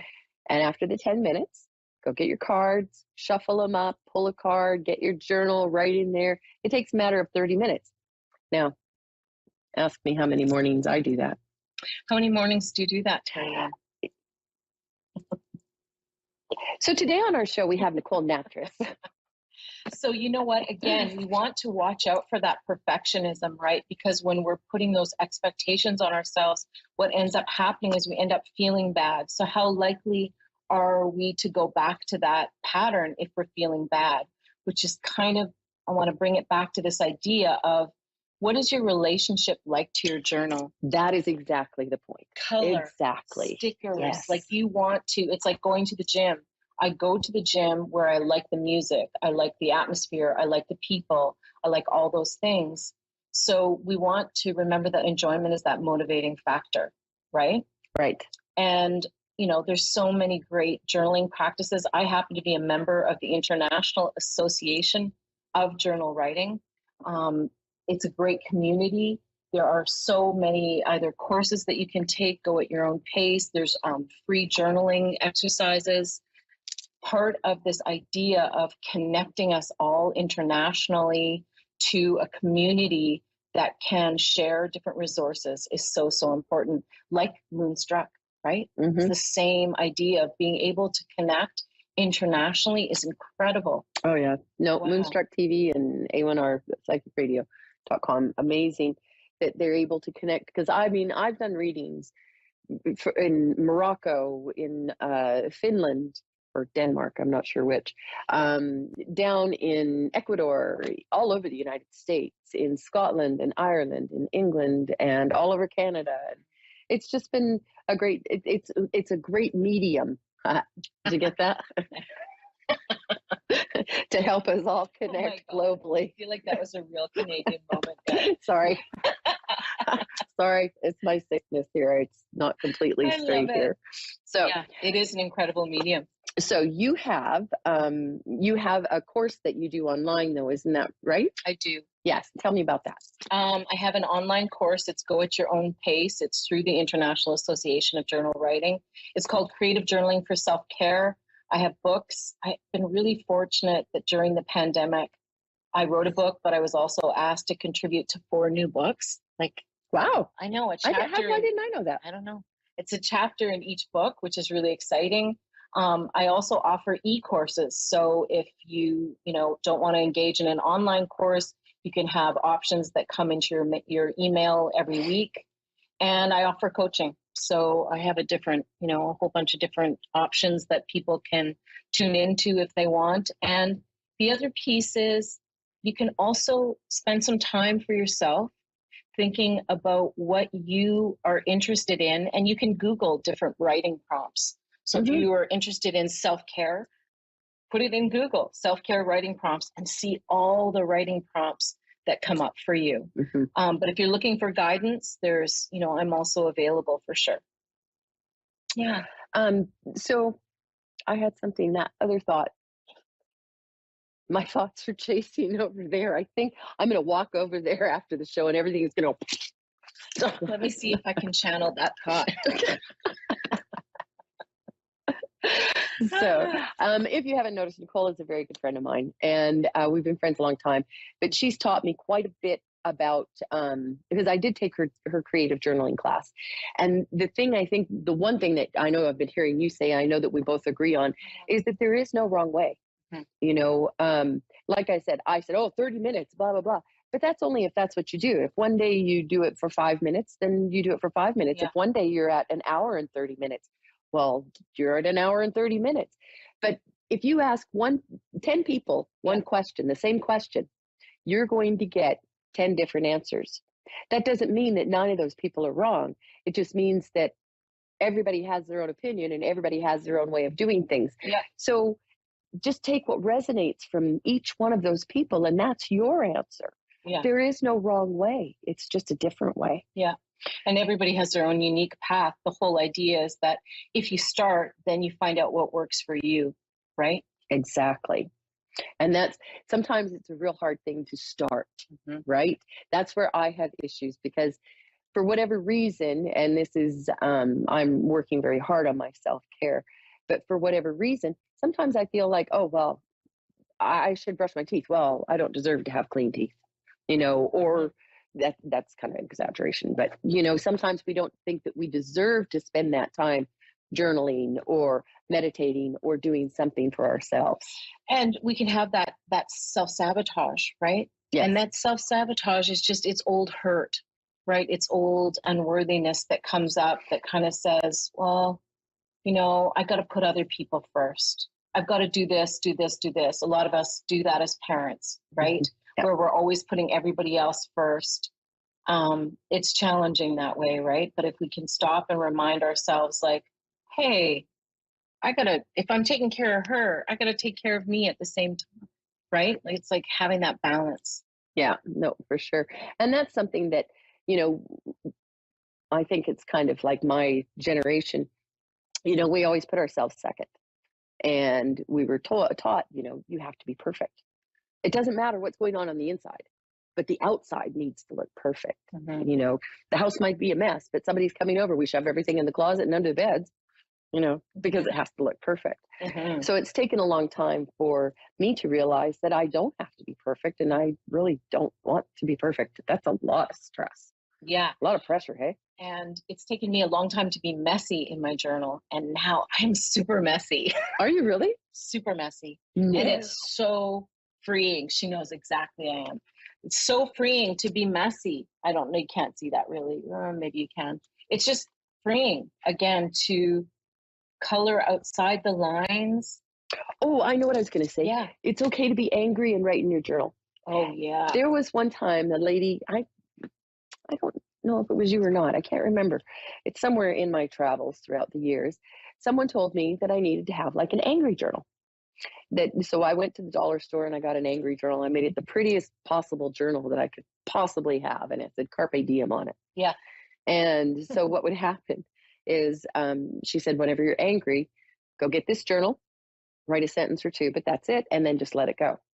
So, I'd go get my journal. I get mad at my husband or something. And wow, Steve's a jerk, and I'd set it down and I'd walk away, oh, the grandkids, blah, blah, blah. Oh, they did this. Oh, they just made me mad. I'd close it and I'd go walk away. Was it you that told me that? No. Oh, well, it was a good idea though. But I think it's a great idea. Again, I think it's that that journal is that soft place to land. So we have to recognize that we are allowed. What an amazing point is that we are allowed to get angry in our journal. And guess what? Nothing bad happens. No one gets hurt. We can, if something's upsetting in our lives, then we have to talk to someone. We can make those notes for ourselves. We can almost script things and then say, these are all the things that I need to say. Is this appropriate to say? Again, it's that idea that it's a container, it's an outlet, and it's a window into ourselves, right? Yes. So, Nicole. Yes. The 30 minutes is coming up. The end of the show. It's here now. It's very, very fast how it all happens, isn't it? Told you, it goes done, right? Wow. So, how can people get a hold of you if they would like? Do you have a website? I do. You can get a hold of me on my website. It's www.nicolenatras.com. Perfect. And they can get all your information there, figure everything out. I will be back next week, possibly with Nicole. But next week, I plan on I'm going to talk to my lovely friend, Michelle Wanacott. And Michelle is known as the Pet Psychic. And I'm going to see if she'll join me next week. And we'll do a couple of readings next week. But as I said, this week, no readings. I've not been feeling well for the last little bit here.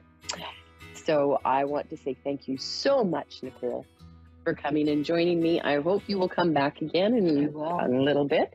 And do you have any last words? Well, I'm very, very honored that you asked me to join you, Terry Lynn, and very honored that, as your friend, as a counselor, that you're taking some good self-care time. It's important, right? That we keep ourselves healthy, spiritually, mentally, and emotionally. And so she is demonstrating exactly the most excellent thing we can do for ourselves. You really need to watch it too, because I don't demonstrate that very often. Although I am learning, I will say that. And thank you so much, Nicole, for coming. And thank you all for having such a wonderful time with us, because I know you did, right? Have a wonderful day. Stay tuned. I know you've got a great reader coming up next here on Moonstruck TV and A1RPsychicRadio.com. Until next week, have a beautiful week. Hugs, kisses, and remember, there's no wrong way.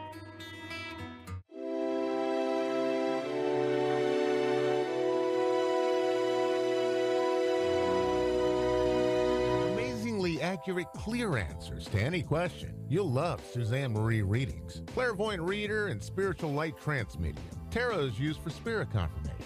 She's been a spiritual reader for 30 years and would love to be able to bring accurate, clear, visionary readings for those who seek answers. Available online and phone. Call 320-455-2303 or email readingsbysuzanne@gmail.com. Suzanne Marie. Check her event page for specials.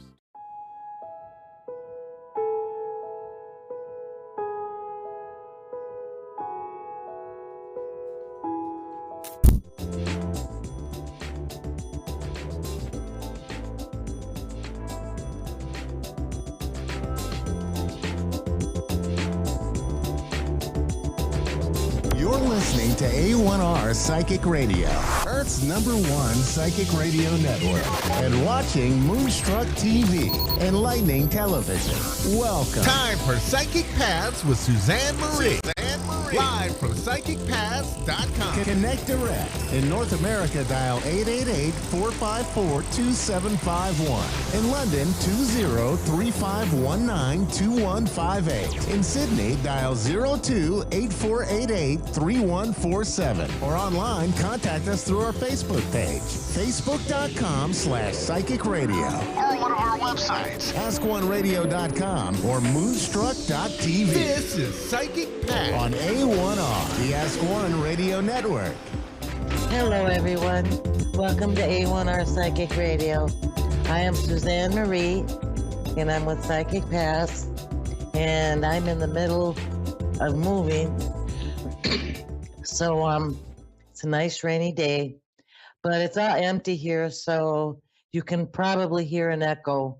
But this will be my office, and this will be my house, so I am very, very happy as it is, and patience is not one of my virtues, but this is one of those things that will make me, I guess, learn some patience.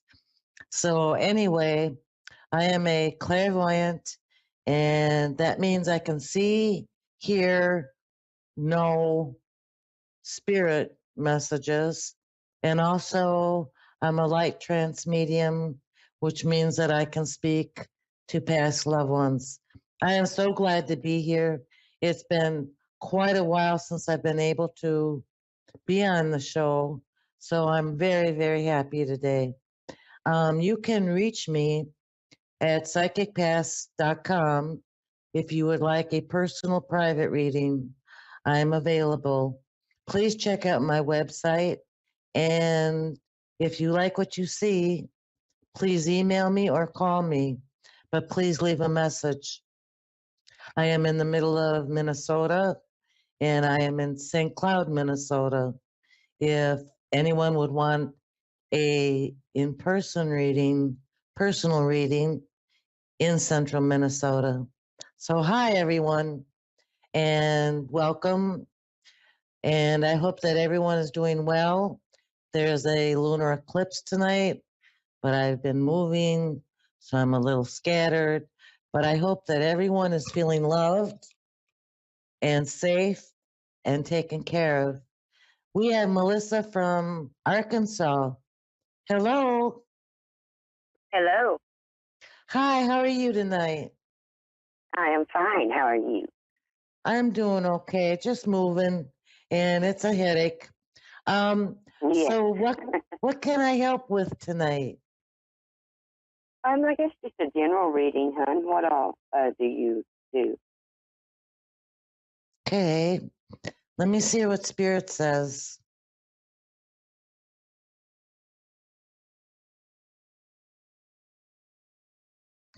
So right away, I think what Spirit is trying to tell me is, um, you feel like either something is stagnant or something is moving too slow. Something's not going on your time. Does that resonate? Yes, very much.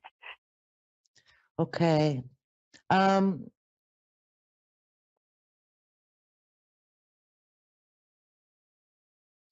Spirit is also saying that you may have others to depend on with things, but they're saying also that you're the leader, that the people that you may be waiting for or having to move when someone else does what they do, you're the leader. You're it.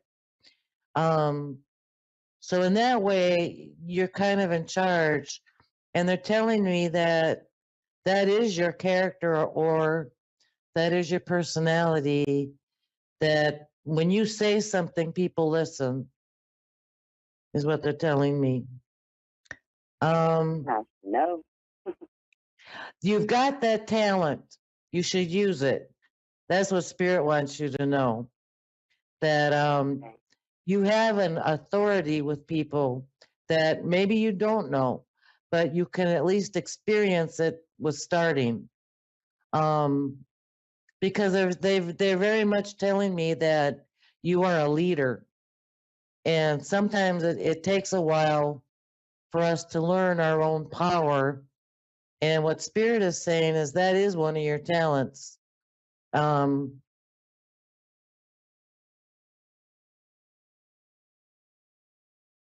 trying to see what Spirit is trying to show me.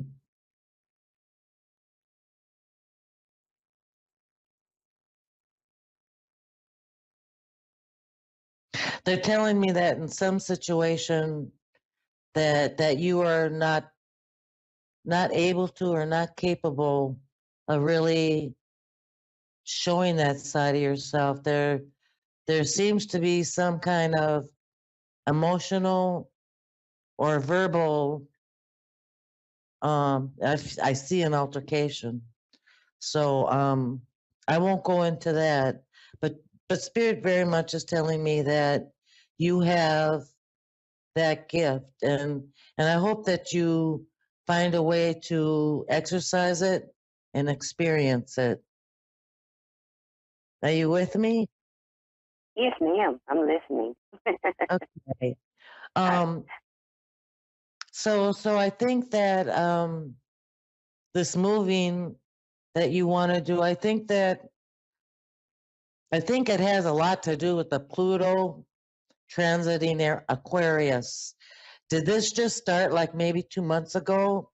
This feeling of being stagnant or stuck? Yes, yes. That's when, yeah. It would depend. It would depend on where Pluto and what house in your astrology, your birth chart. But I think it would be one where the status quo is not working for you right now. You want to change.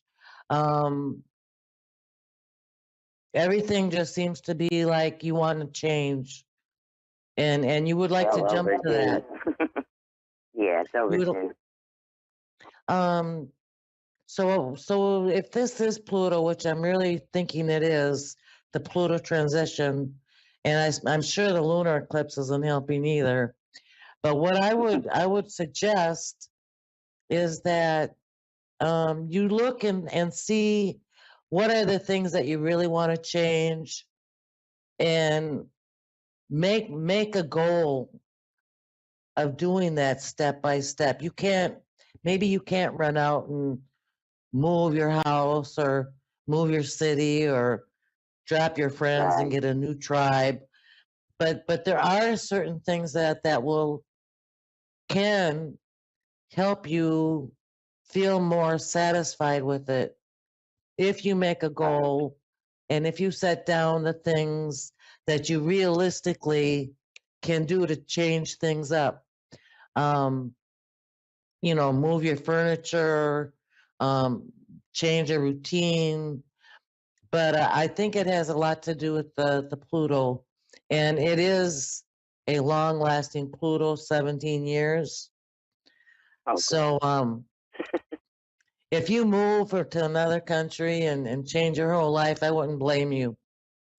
But we do have to do it. We do have to do what's realistic. And I think that you can just take it step by step. And what I'm getting from Spirit is you're a really wonderful person.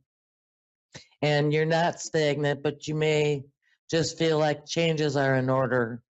So if you can set some goals and set some things that you would like to change, I think that would work.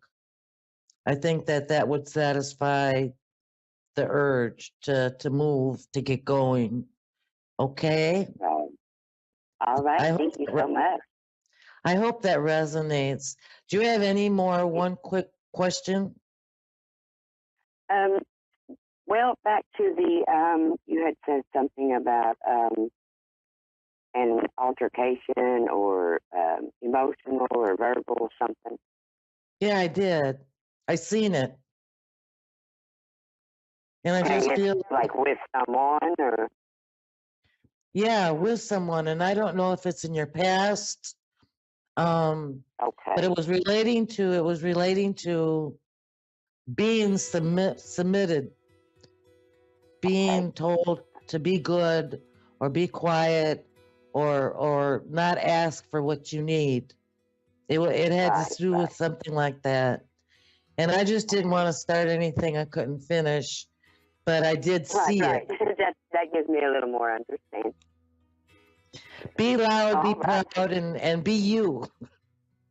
Yes, ma'am. Thank you so much. Okay, well, you have yourself a good night, and thank you so much for allowing me to share. Well, and I thank you for sharing, and you have a good evening, too. All right, good night. Good night. Well, everyone, this was a very good show, and I'm so glad I could be here, even though I'm in the middle of a move. And I missed you guys, and I'm just so happy to be back. So with that, have a good night, and I'll see you next week. Bye-bye. Amazingly accurate, clear answers to any question. You'll love Suzanne Marie readings. Clairvoyant reader and spiritual light trance medium. Tarot is used for spirit confirmation. She's been a spiritual reader for 30 years and would love to be able to bring accurate, clear, visionary readings for those who seek answers. Available online and phone. Call 320-455-2303 or email readingsbysuzanne@gmail.com. Suzanne Marie. Check her event page for specials. A1R Psychic Radio is pleased to announce that John Capello has joined us. John Capello and the Psychic Side, live from johncapello.com. Hi, I'm psychic medium John Capello, and I want to invite you to go to my website at johncapello.com and learn more about my work. My career has spanned over 30 years, and I've had the privilege to share my psychic and mediumship abilities with thousands. I hope to hear from you soon.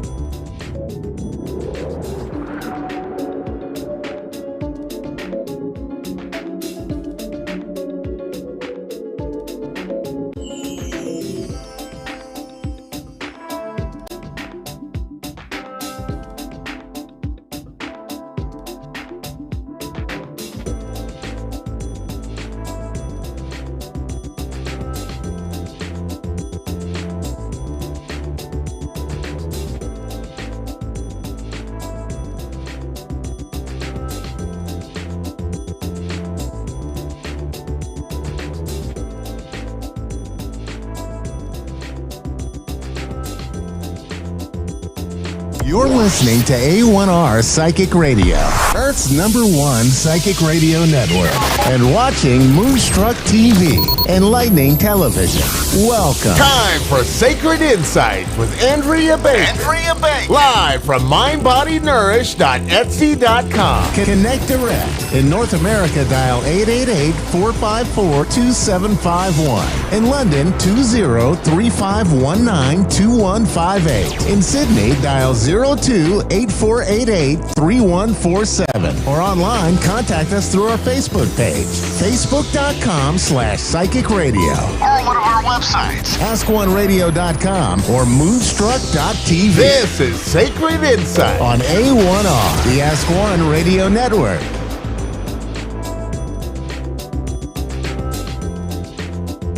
Hi, everybody.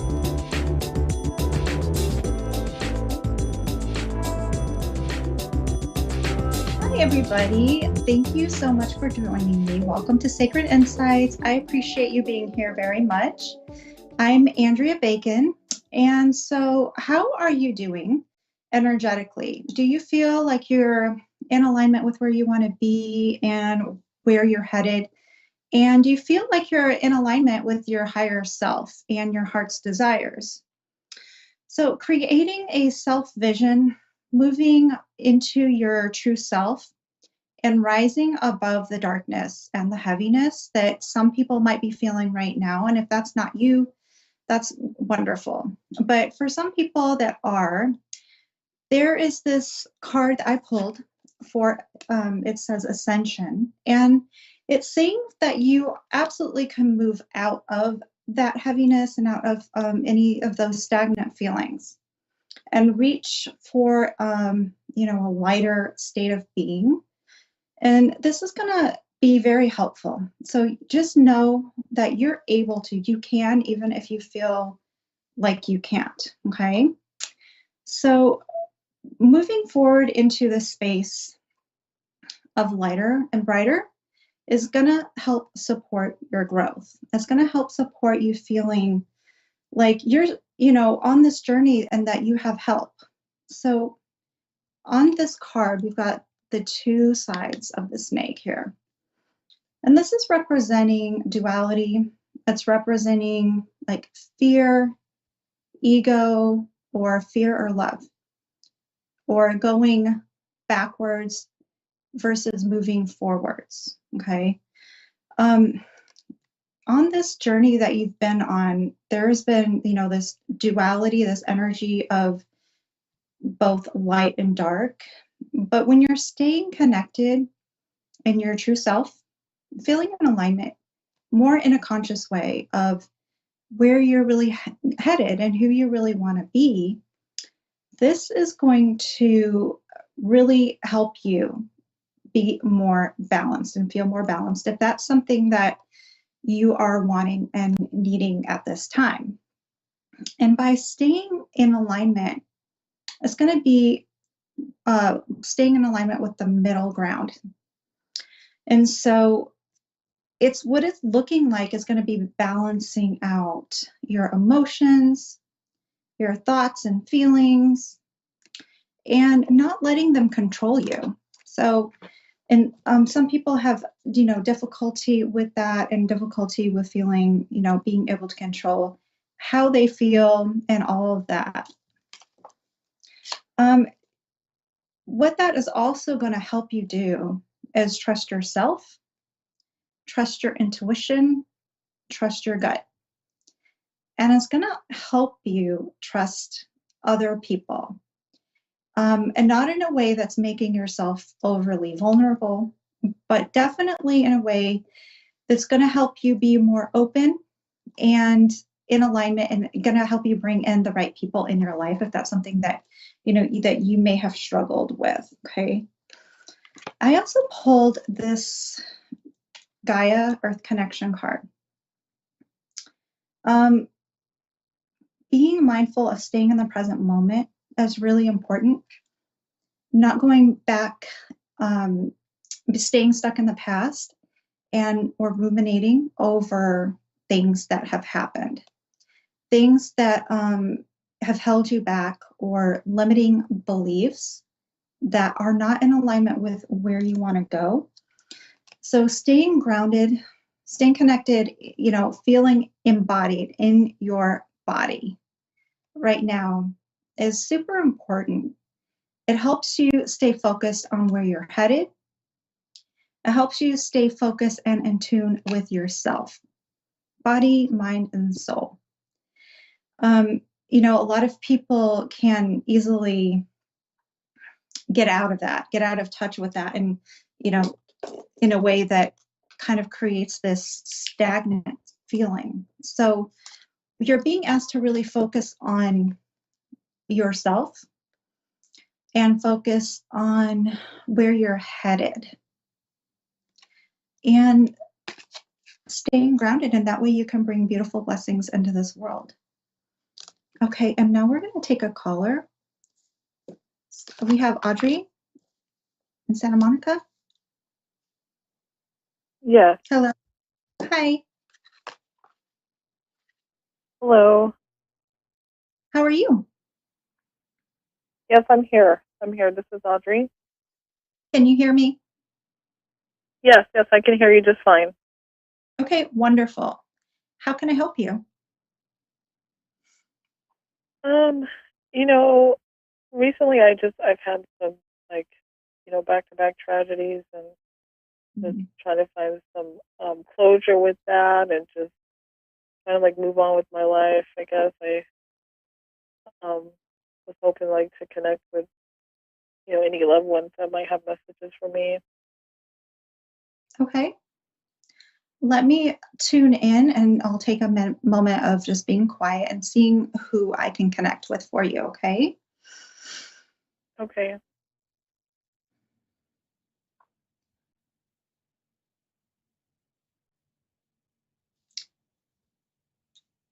Okay, well, first of all, I feel like, either angels or spirit guides, but I'm seeing younger females with longer hair, and they're standing in a circle around you. Okay. Okay. So I just have to acknowledge that at first. And I do have this sense of you having the rug pulled out from under you. And they're making me feel as if you're having, feeling like it just doesn't stop almost is the feeling. But it's like they have you, it's like they are holding you, and, it's like this message of you can't truly fall because the universe has your back, and your loved ones have your back. Your angels have your back.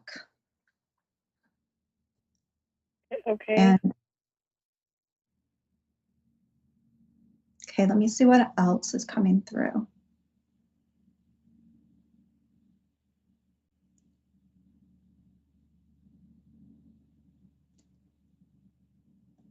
They're holding my hand, or they're holding your hand. There's a lot of heart healing they want you to do. Who is the spirit? Let me see if I can get information about who's coming through, though.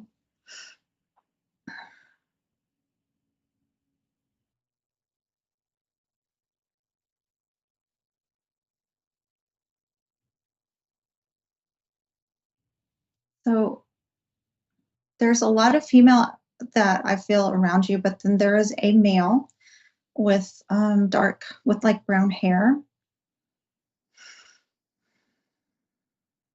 He's showing me. Okay. He's showing me his heart, or his chest, and then he shows me his throat, which I feel like there was a distance or a lack of communication, or he wasn't able to communicate. It feels like he was not that elderly, so maybe middle aged. You said he was showing you his heart in a robe? His heart and his throat. So about communication, and then and also possibly about the heart can mean different things. It can mean that's how he passed, or it can also mean like a strong love too.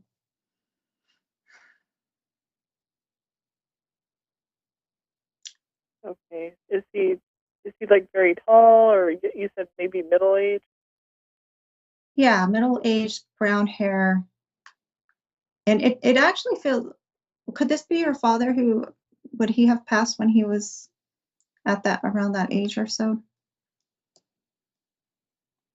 My father passed like around age 59, and then my fiance passed at age 34. Okay. Okay, let me see.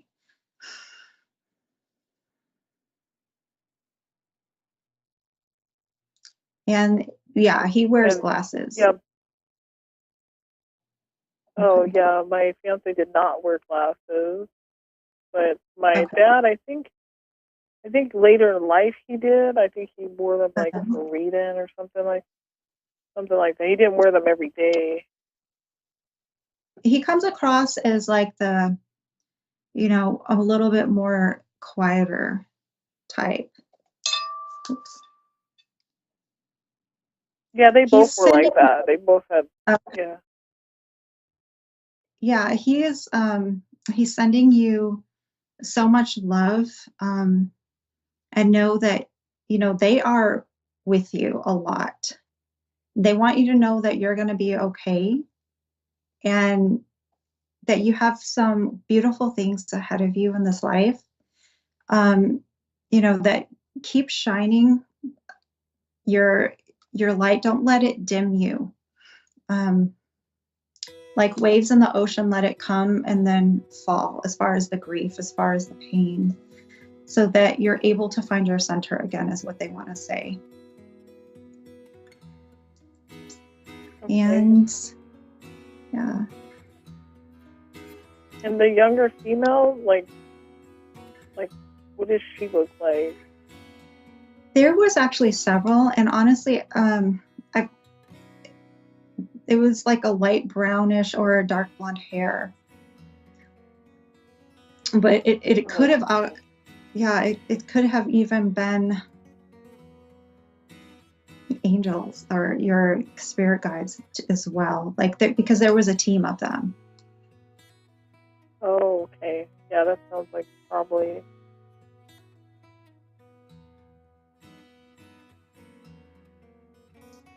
So it's in closing with the message, just feeling working on your self-love and your heart healing is going to be really good for you, and it's going to help you be able to move forward and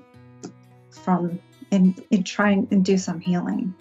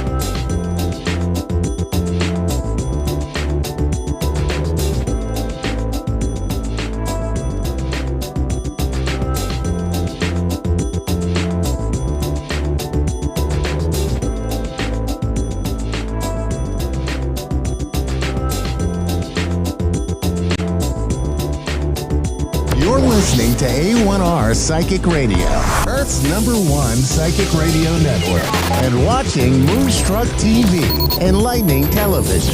Welcome. Time for Insights into Consciousness with Anna Olson. Live from AnnaOlsonIntuitive.com. Connect direct. In North America, dial 888-454-2751. In London, 20-3519-2158. In Sydney, dial 02-8488-3147. Or online, contact us through our Facebook page, facebook.com/psychic radio. Or one of our websites, AskOneRadio.com or Moonstruck.tv. This is Insights into Consciousness on A1R, the Ask One Radio Network. A1R Radio, and I'm here today to give a little bit of insight into what I believe and what I've experienced and what I do today. If you'd like to work with me, I can always be reached and AnnaOlsonIntuitive.com. That's ANNAOLSEN intuitive.com. So you can reach me there. You can also reach me at Tiny Medium Queendom on Instagram. Don't forget the little @ sign to search for users. And also I'm on TikTok at Anna O Intuitive. That's my handle. Or you could just look up Anna Olson under TikTok and I should come up. I have reached over 1 million views on TikTok, so I'm pretty excited about that. And I am giving away, I'm at the last part of giving away a free reading this week, where I'm going to enter you into a raffle to win a free reading. And really that just is however long Spirit tells me to do it. It doesn't need to be a certain amount of time or a value. It's just however long you need. And I'm happy to do it for you.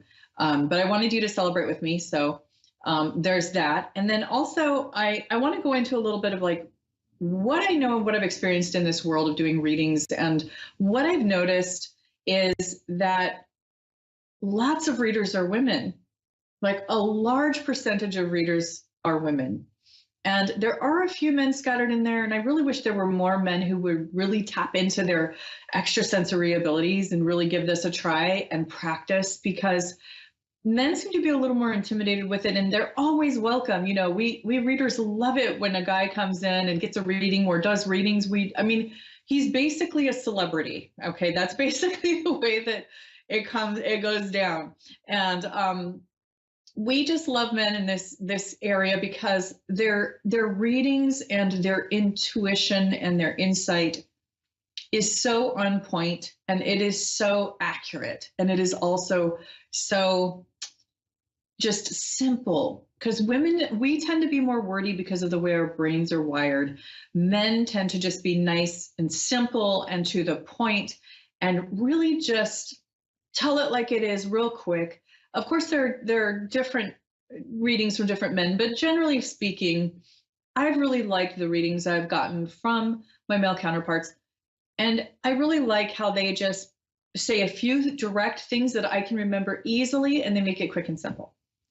I appreciate that. I really like it. And the men in my life have had an amazing intuition, and it tends to be more of a big thing that they say, and it's quick and simple and to the point, and you don't have to ask a lot of questions. It's just, oh.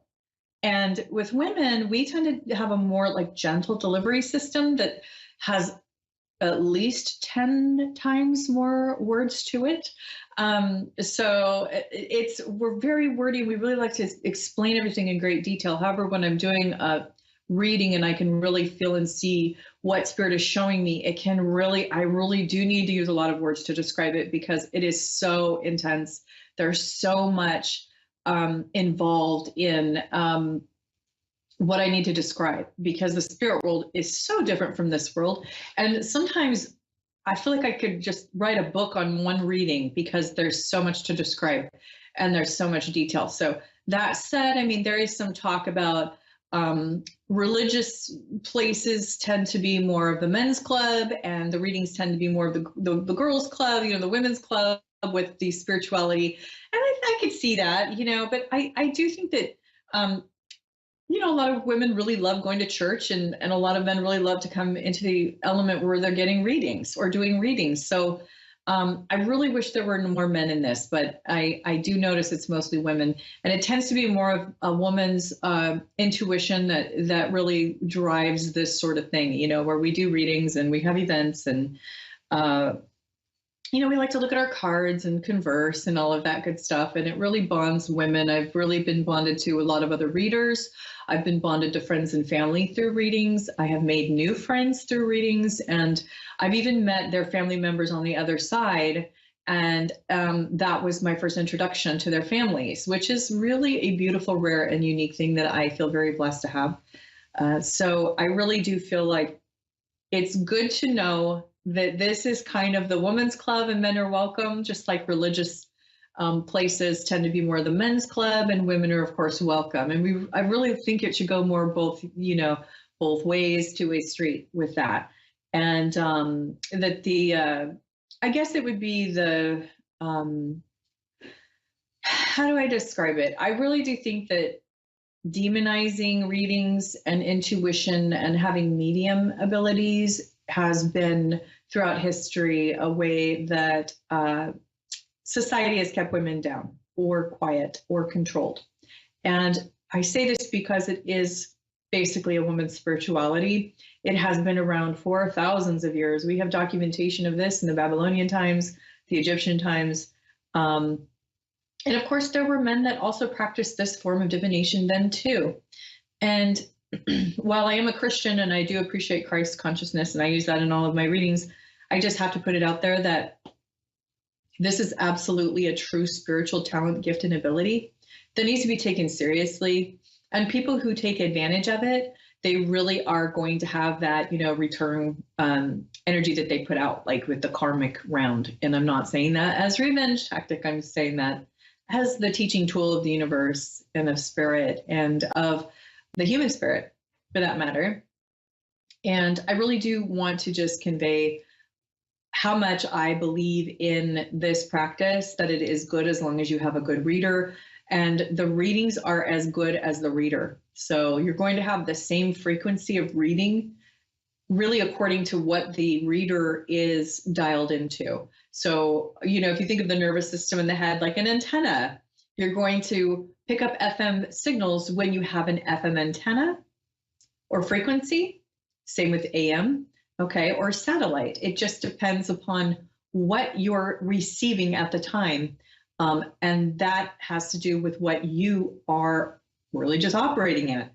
What are your thoughts? What are your intentions? Are you being selfish at the time? Are you kind of ruminating on your own stuff, or are you really there to serve people? You know, and that's, I think, are you really in tune with spirit? Are you really in tune with that person's ancestors, or are you really hoping to get something out of it for yourself? You know, these are all things that I think are extremely important to consider when somebody's doing readings, when somebody is sitting down with you. You have to make sure it feels right. If you have a nervous, strange, scared feeling like something's not right, get up and leave. Get up and walk away.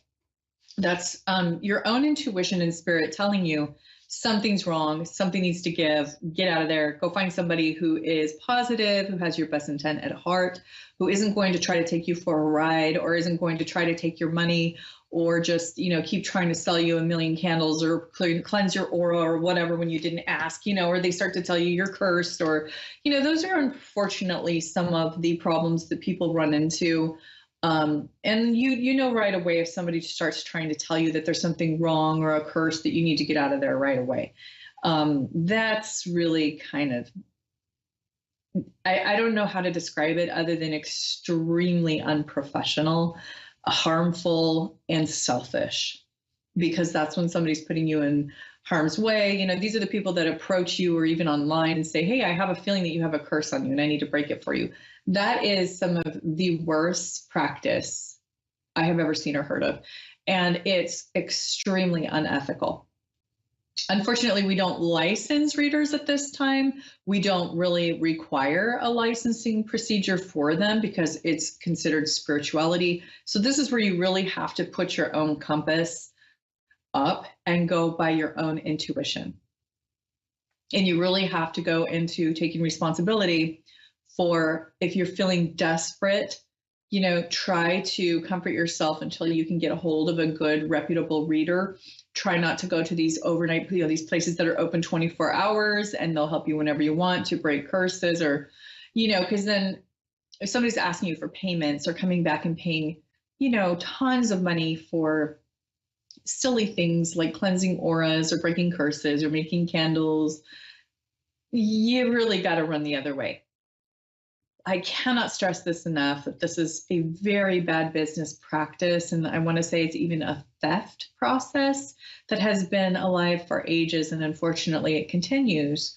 And it's a form of a hoax, or, kind of like a way of manipulating. So you'll know when a person is reputable. They come across more as a spiritual counselor, and they're very professional. They tend to schedule your readings, or they tend to be more professional in being upfront about the cost, making sure that you know what's involved, making sure that you're comfortable, not bringing up horrible, awful things or trying to diagnose you with mental health issues. Now, only a licensed professional can do that, and it's really just for insurance purposes.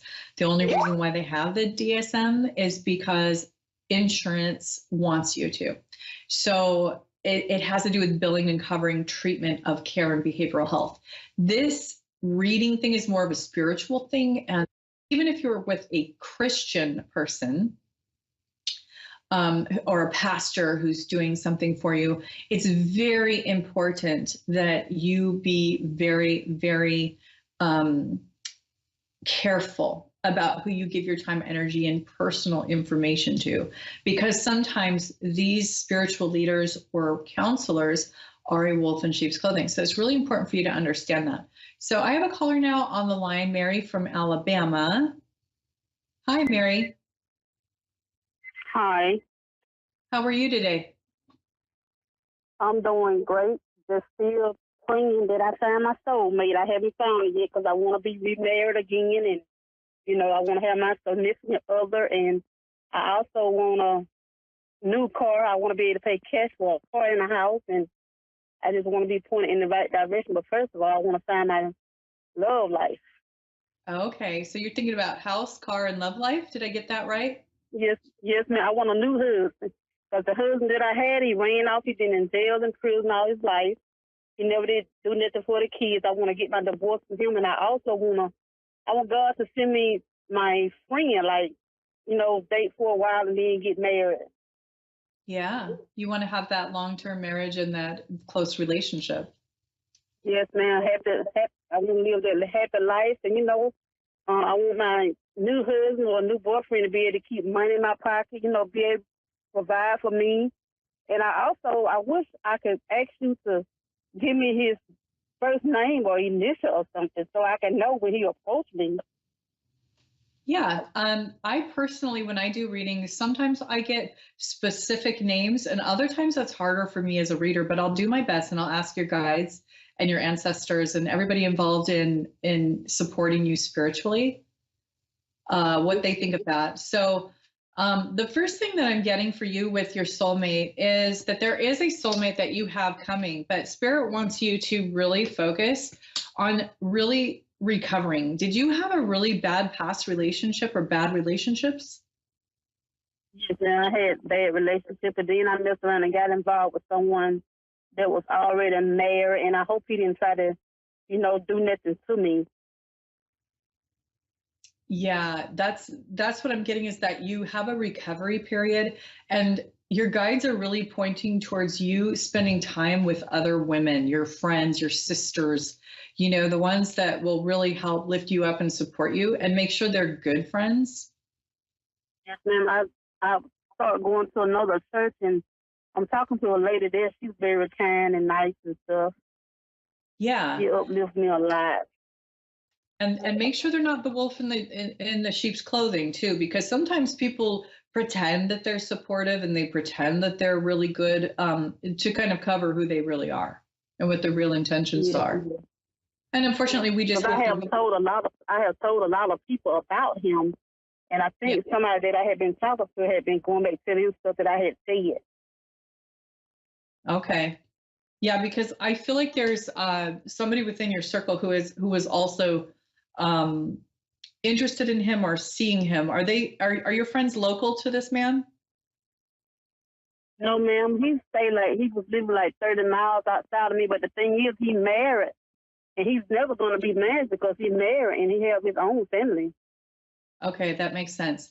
So the main thing that I'm seeing for you is to really surround yourself with women and to grieve the relationship. Basically, just a lot of stuff that's happened in your past. It's still in your heart, and a lot of that needs to be healed. And that just is about talking about it, doing things like getting readings, like you're doing today with me. This is perfect. Asking for support, asking for help. Do you have children? How many children do you have? I had 6 kids, 3 girls and 3 boys, and 3 of them is older, and I have an 18-year-old. The other 2 is young. But the thing is about it, I lost my kids in 2010 due to foster care. They got adopted into another family. You know how they do when they get older, they find their parents again. Mm-hmm. Yeah. Right. So I live in a house with one of my sons, though. Okay. So I'm seeing that you have a lot of hurt and a lot of pain and a lot of trauma that needs to be resolved before you're going to get into a relationship with a man who is going to value you. And the reason why is because you're only going to attract men in this state who have low self-confidence themselves.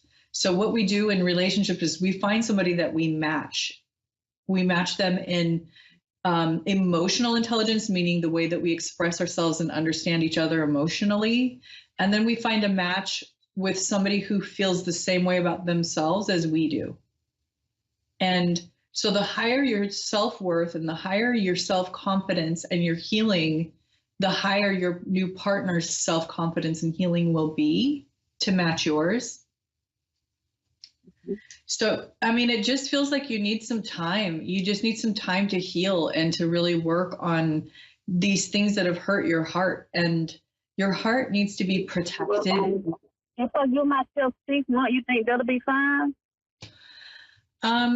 6 months is a good start. I think that once you start doing this work, you'll realize how much work you have had to do and really start to understand the depth of the things that you have been dealing with and kind of put on the side just to get through your day. Yes, ma'am. And I also want to see, I'm praying that the guy that I just broke up from, I want him to call me so I could talk to him about some stuff. I think that he is under surveillance with his wife, and I think that he has to tread very carefully on if he talks to you or anybody else right now. So in other words, you're saying that his wife is watching him? I think she knows what's going on, and this isn't the first time. So he's having to be really careful because she's watching him closely. But I do think he's actually still interested in you. Ma'am? Yeah. You say he's not interested in me anymore? No, I think he is still interested in you, but I think that the point is that you need to not be interested like in him anymore, because that's what we're trying to get you, is like where you're at a self-confidence level of you get to have the best relationship of your life where they're not tied to anybody. They are treating you very well, and that you're the first priority. You're not, in any way inconvenienced. Yes, ma'am. So I'm not interested. You said he's not interested in me, but I am in him. I think he is interested in you still, but it would be one of those things where you would just be, it wouldn't be like he'd be committed to you. He would still be committed to his wife, and he'd just want more than one person, and that's not ideal for you. Okay. But do you think he'll soon call me and ask to see me or something so we could talk? I think that it would be a long time if he's going to do that, because she's watching him very closely. I don't think he's going to be with her long term. I do think she's planning on leaving him. But the product of that you would get. How long would it be though? How long do you think it'll be before she end up leaving him? A year, 2 years, 3 years or something? It looks to me like it would be about 6 to 8 months that she'd start the process, but it wouldn't be all said and done for 1.5 to 2 years. So you saying it'll be this year? It would be this year that she would start the process. Okay. Wow. But you're dealing with somebody who is not emotionally available. And, you know, I think that it would be good for you, from what your ancestors are telling me. Your ancestors and your spirit guides are saying that it's good for you to wait. It's good for you to wait as long as you can. Can I like wait on before I start dating someone else? Yeah, just to or wait on him. No, I wouldn't wait on him. I would wait for someone else, and at least the 6 months. I mean, you said 6 months, and I think that's your intuition getting you ready. But I think at that 6 months, you'll be like, wow, I need more time. When you really dig in and you start to So look, say for example, you said she'll start the process on him next year. Do you think she'll be done with him probably next year in July or something? It looks to me more like October of 2024. And she'll be done with him. Yes, but they still will be in contact, and it'll be one of those things where, you know, you'll have to be, if you're with him, you'll have to be dealing with the ex and the drama and all of that. Yeah. And do you think he'll contact me again? I'm kind of seeing that he would contact you. Yes, you will hear from him again. Okay. Do you think it'll be this year though? I would give it. Yeah, it would be this year. He's going to figure out a way to get a hold of you. Okay. And I know you just want to talk to him, but I would really ask yourself, do you really want to be with somebody who, if you were married to them, they would be doing this? Yes, ma'am. You know, do you want someone who's going to do this with you? Yeah, I understand what you're saying. And so it's not time for me to find my new lover yet? Well, I mean, I would see that happening in about 1.5 to 2 years for you. So you could, at that point, choose this man. I wouldn't recommend it, just from my background in psychology. That wouldn't be my suggestion for you. You, of course, have your own free agency. There will be another man available at the time, but he's going to be more of a family man, and there are going to be some things like that you would prefer, like, you know, maybe him making a little more income and things like that. But he would be, the other guy would be. You don't see his first name, his initial to his name, or nothing like that. Have I seen the person around me that I'll be with? I'm seeing maybe at church or something.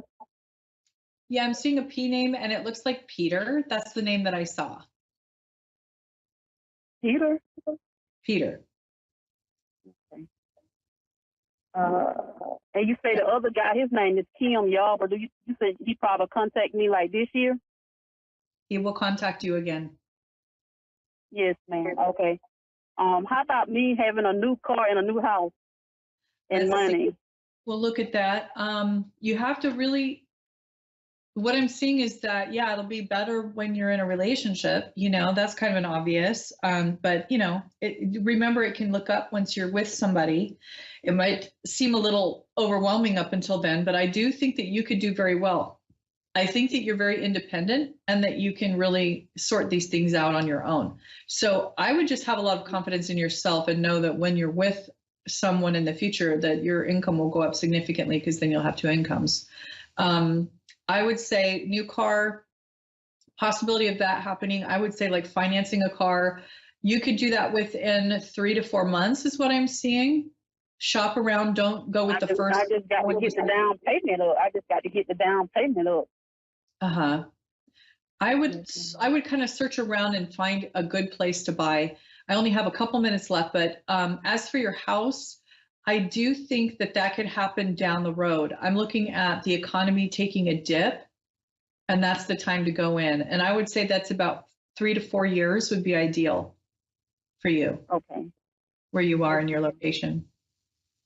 Yes, ma'am. Is there any way that they allow you to take down my address and you can write me sometime?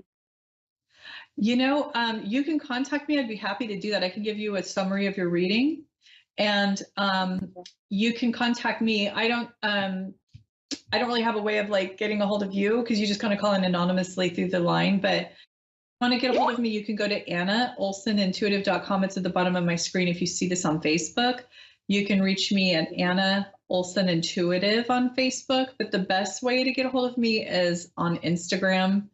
Or emailing me. So if you go to my website, AnnaOlsonIntuitive.com, it's ANNAOLSEN intuitive.com. There'll be a bunch of contact information there. You can just email me at that email address on there, or you could just go into Instagram, which is at Tiny Medium Queendom is my username on there, and you can just message me through there. Yes, ma'am. Thank you. But you did say that lady would end up leaving him next year in October, right?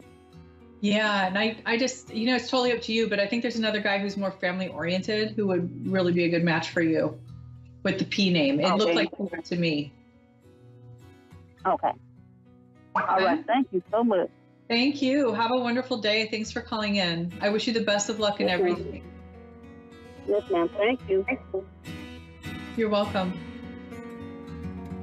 Okay, so, that was a great reading. I really love her accent, by the way.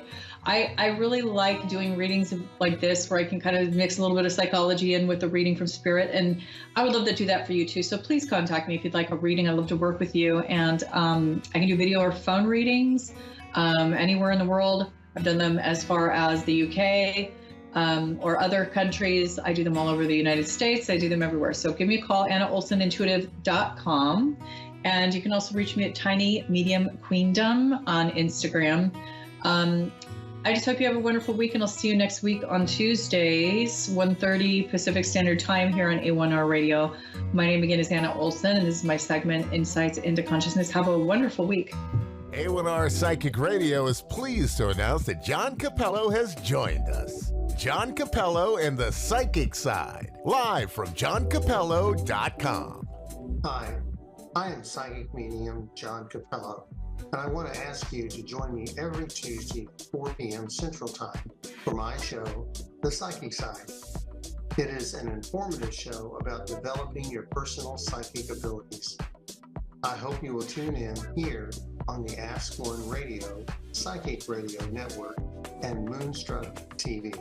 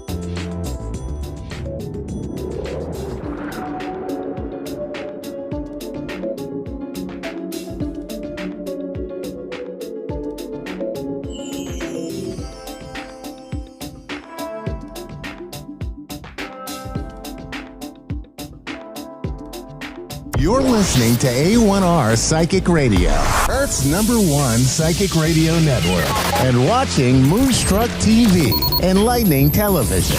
Welcome. Time for the Psychic Side with John Capello. John Capello. Live from johncapello.com. Connect direct. In North America, dial 888-454-2751. In London, 20-3519-2158. In Sydney, dial 02-8488-3147. Or online, contact us through our Facebook page, facebook.com/psychic radio. Or one of our websites, askoneradio.com or moonstruck.tv. This is the Psychic Side on A1R, the Ask One Radio Network. Hello and welcome to the Psychic Side with John Capello. We've had a little technical difficulties here, but we got those all figured out. We got new lighting here, and we're doing some new fancy things because that's what we do here on the Psychic Side. So we're here on the A1R Psychic Radio Network. We're the #1 psychic radio network on Earth. So I'm delighted to be here today.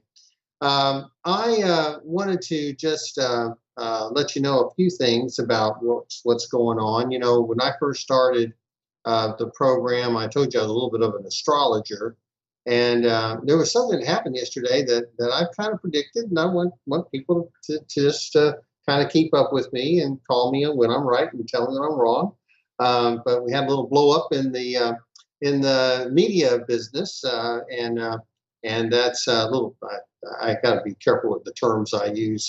Some firings happened, and that's, I think, is a good thing because we had some people that probably needed to be disciplined as far as some of the things they said and broadcasted on national TV. And so I'm glad that there's been some balance. One was left wing, one was on the right. And so I'm hoping that we are ready to start to clean up this media problem that we have in our country right now. I'll get to Amber in just a moment. I did want to tell you that today I do want to talk a little bit about the psychic senses of Claire Fragrance and Claire Gustance. And so I'm going to go ahead and take Amber, and I'll work with Amber a few minutes, and then I want to get to that topic so that I can share that with you. So is Amber there? Yeah. Amber, where are you calling from? Des Moines, Iowa. Des Moines, Iowa. Amber, have you been crying? Has there been some kind of stress around you lately? Yeah. Okay. Is this involve a relationship or a loss? A loss.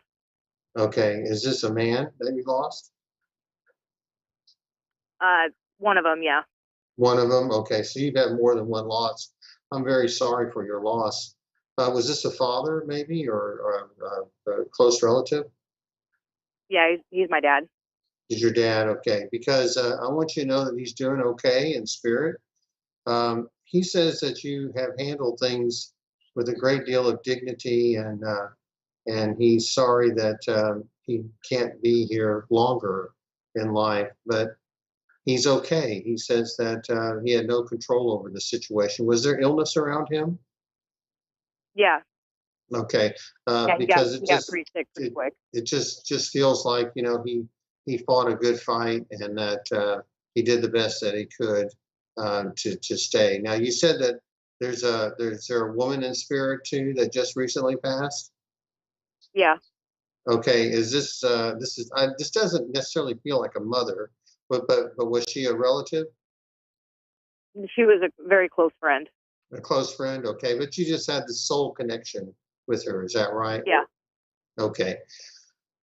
Well, this is a person that, I don't know, it just seems like you went back and forth as far as being in contact with her. But she says that to me that she wants you to know that she's always going to be thinking of you and she wants to stay in touch with you, and that she wants to send you some healing because she wants you to know how wonderful it is being in the spirit world. So I hope that helps a little bit, Amber. It does. Okay. So thank you very much for calling in. I appreciate it. Thank you. Okay, you're welcome. Okay, so I'm going to go ahead and get to my topic, and I just want you to see how the psychic stuff works, the mediumship stuff works. Hopefully, I didn't ask too many questions to Amber because the energy just came in. But today we're going to talk a little bit about clairfragrance and clairgustance, because those two particular types of psychic abilities are not talked about a lot. And they are some people's superpower because they think people will think they're crazy if they talk about it. But they are very, very powerful sensations. They are very powerful gifts.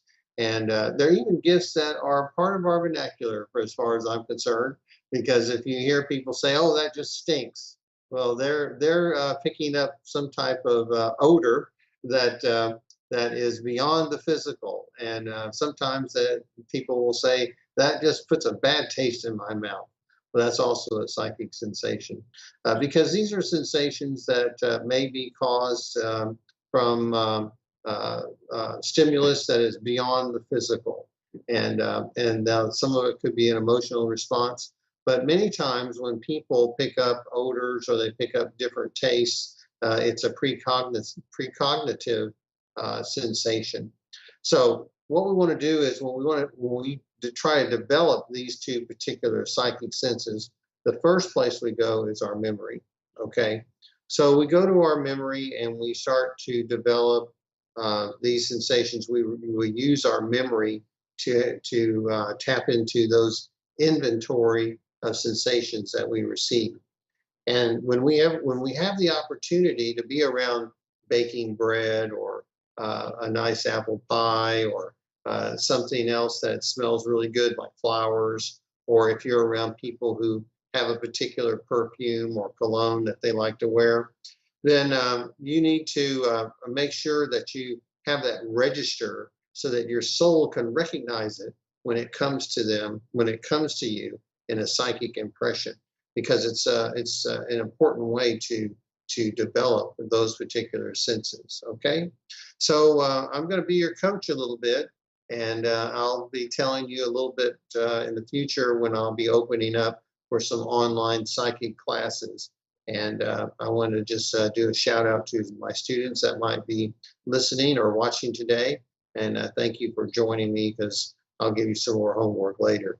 But the senses of clairfragrance and clairgustance are wonderful senses because they're part of the symphony of sensations and symphony of senses that we have that all work together and make us uniquely human. And our soul has such wonderful abilities that it's a shame if we don't do our best to reach out and use those abilities, because it just enriches our life. It's very empowering. And if you can develop these two particular psychic sensations or psychic senses, it's just only going to make your life better. And the thing is, we all have them. Now, I have to admit, I'm interested in this chat AI, and I tested it, and it wrote a poor article on clairfragrance and clairgustance. So I'm kind of glad it did. I still have value. So I feel like I could post it somewhere, I guess, if you want me to. But it's just something that I think that you need to work with. And this is not just with your psychic senses. I mean, if you have physical abilities, if you're an agile person, or you're a person that has some other talents, if you're an artist, or you need to just work those gifts to the fullest, and don't let them just pass you by. Because there's so many times I'll do a clairvoyant reading or I'll do a psychic reading, and I see talent around people and they've let it go to waste, and they're so sad. And when you get older and you haven't used those abilities, it just makes for an unfulfilling life. So we want to make sure that we use our gifts to the good and make not only our lives enriched, but other people's lives enriched as well. So I want to thank you for joining me today. Next week we'll have another topic here. I can't forget to thank Joy Koff from Miracles of Joy to continue to sponsor our show. She's going to be sponsoring for the next 3 months, and I appreciate that. And be sure to use that promo code PSO223 to get a 25% discount on anything that you purchase from her. And, you know, we're going to be expanding the show next month to 30 minutes so I can take more callers. And so I hope that you'll tell your friends and tune in to our program. I would appreciate it if you'd like the program or send me a message on Facebook to let me know that you're listening or watching the show, because it means a lot for me to put together some content and to know that people are actually paying attention to the program. So like I said, I want to thank my cousin for telling me about the lighting. So I worked on it, and so I think it's a little bit better today. So once again, thanks a lot for joining us here on the Psychic Side on the A1R Psychic Radio Network and Moonstruck TV. It's always a delight to be with you, and I look forward to seeing you next Tuesday at this time. Bye-bye.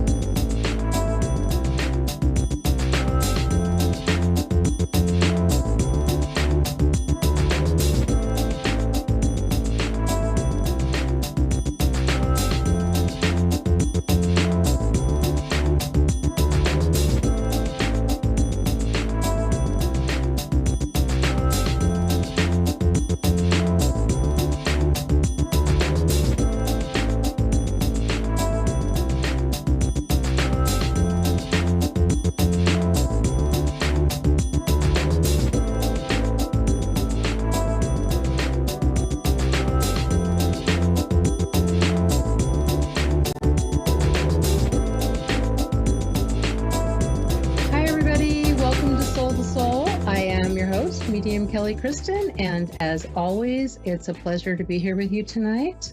And guess what, guys? It is not raining tonight.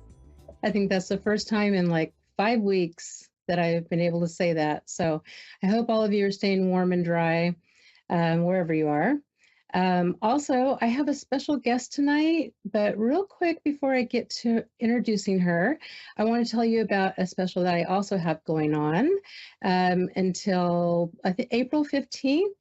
I have a code for you guys to use to get 15% off on readings and classes. And the code is super easy. It's April 15. So there you go. Hope to see you in a class or do a reading for you. I'd love to connect with you.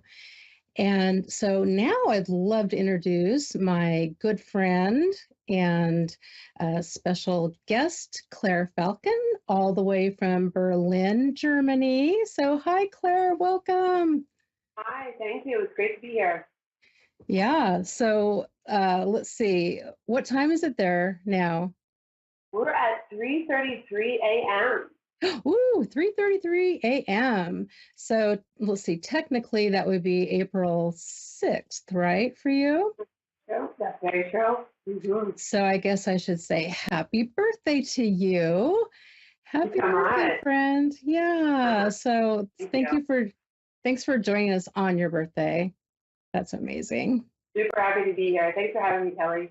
Of course. So, you know, Claire and I have known each other for a while, but I think we probably have known each other on a soul level for, gosh, probably eternity, because she's one of those people that has that bright, shiny light. You know, you'll get to know when she starts talking. We also have a lot in common. We both are teachers in the traditional sense. We both are psychics, mediums, astrologers, master teacher. I don't know, Claire, what did I leave out? What else is in your impressive resume? Oh, I really consider myself mostly a teacher. Really, at the end of the day, everything that I do, be it through psychic mediumship reading, spirit communication, any of the classes that I teach, mentorship programs that I offer, really at the end of the day, I think it comes down to that I'm a teacher, to be honest. Yeah, that resonates with me as well. So it must be why we get along so well. Let's see, what was I going to ask you? I do want to mention this because this just popped in my head. Claire also spends time in Pennsylvania, where she is from as well. And I wanted to mention that because Claire, my caller last week was from Pennsylvania. Her name was Mandy, and she was awesome, and her dad was awesome. So we have a lot of East Coast fans, right? So yeah, so you have that connection with them. And also before I forget, can you give us your information on how we can find you, like your website and any social media? Absolutely. So I have a website, it's clairefalcon.com, very easy to remember. I'm quite active on Instagram at _PENN for Pennsylvania _Falcon. And I generally on Instagram do a couple of lives throughout the year. I'm trying this year to do a live once a month. It's a wonderful way to connect with people, to do spirit mediumship readings, to do psychic readings, and also just to really promote the study and understanding of consciousness, one of the big things that I love teaching about. So I offer also within my website and my newsletter, if you want to sign up for my newsletter, a couple of free master classes throughout the year, and really all of the highlights and programs that I offer. So between that and my YouTube channel, which is Claire Falcon as well, I offer a lot of free information on any topics to do with spirit communication, psychic development, but also just teaching people intuition. So generally through those three channels, my website, clairefalcon.com, my Instagram handle, pen_Falcon, and my YouTube channel are the best ways to get in touch with me. Okay, perfect. And I'll put that on my webpage. My webpage and my Facebook page. And so just in case you guys didn't get that. And speaking of, master classes, Claire and I have a group of friends that we, kind of are a close group. And so we a lot of times will attend each other's classes either to learn or just to support. It's really fun to do that with friends. And I had the privilege of joining Claire's class yesterday, and I wrote it down. It was a master class on astro guidance and aura readings, right? Right. And so it was amazing to see how Claire was able to incorporate an aura reading with the astrological birth chart of the person and do a reading that way. Now, is that something that you offer as a service as well? Yes, it is. Yes, it is. Like, I primarily offer consultations that are spirit communication, connecting individuals with their loved ones in spirit, something I'm really deeply passionate about, and I know you are as well. One of the really foundations of my work.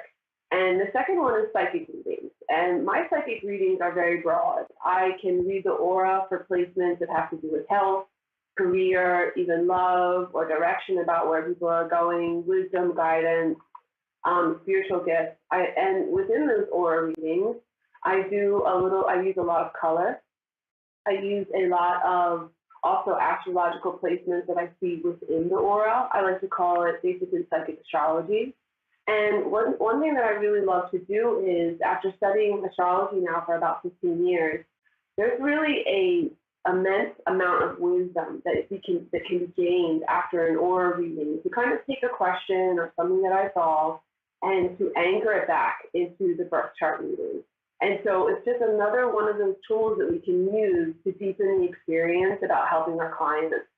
And so I really love to incorporate that into my psychic reading. Sometimes I'll do aura readings where, It'll be an entire consultation of reading the aura and providing evidence and providing guidance to individuals.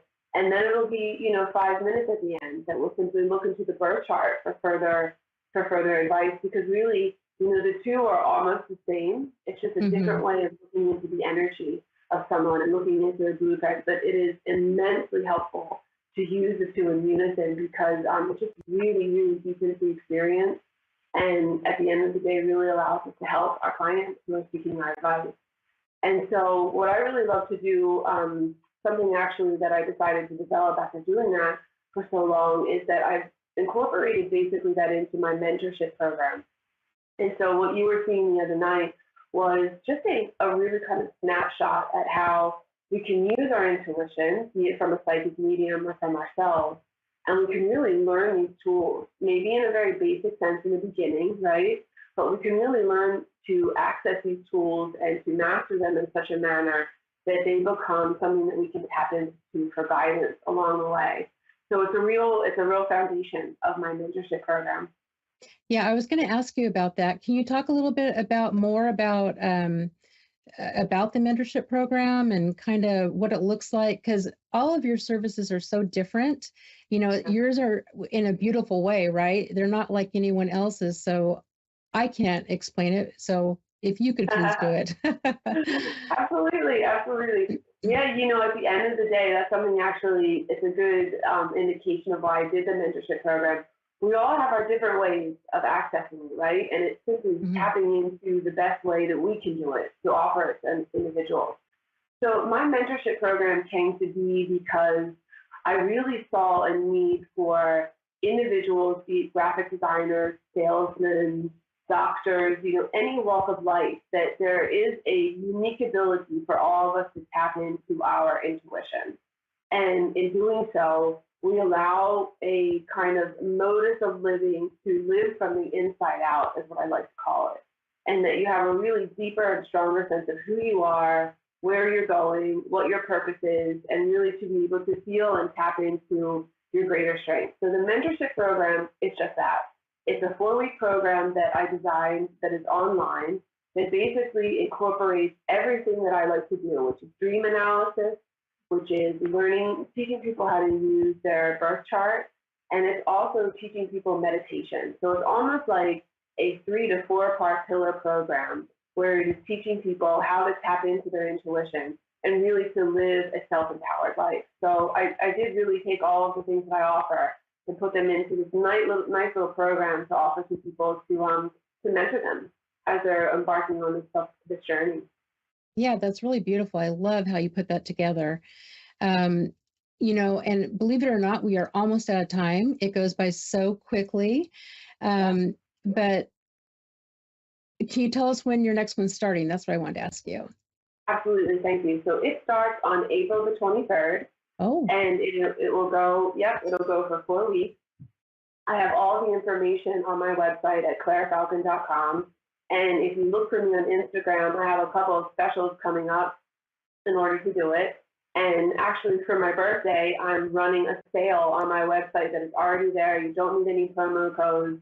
And it's $100 off for everybody wanting to sign up when they feel like it's really something that fits with them. So I encourage you to go and check it out if you'd like to. But we're starting on April the 23rd, and I can't wait. It's going to be a great program. Perfect. Again, thank you so much for coming on tonight. I will also have all that information on my website, just in case you didn't listen or didn't hear. But thank you guys all for joining tonight. I will see you next week. Have a great week. Shine your light bright. Thank you, Claire, so much for joining us tonight. Happy birthday. Great to be here. Hi to all of your fans. Kelly does such great work. It's lovely to be here. Oh, you're so sweet, Claire. So I love you. Okay, guys, see you next week. Bye.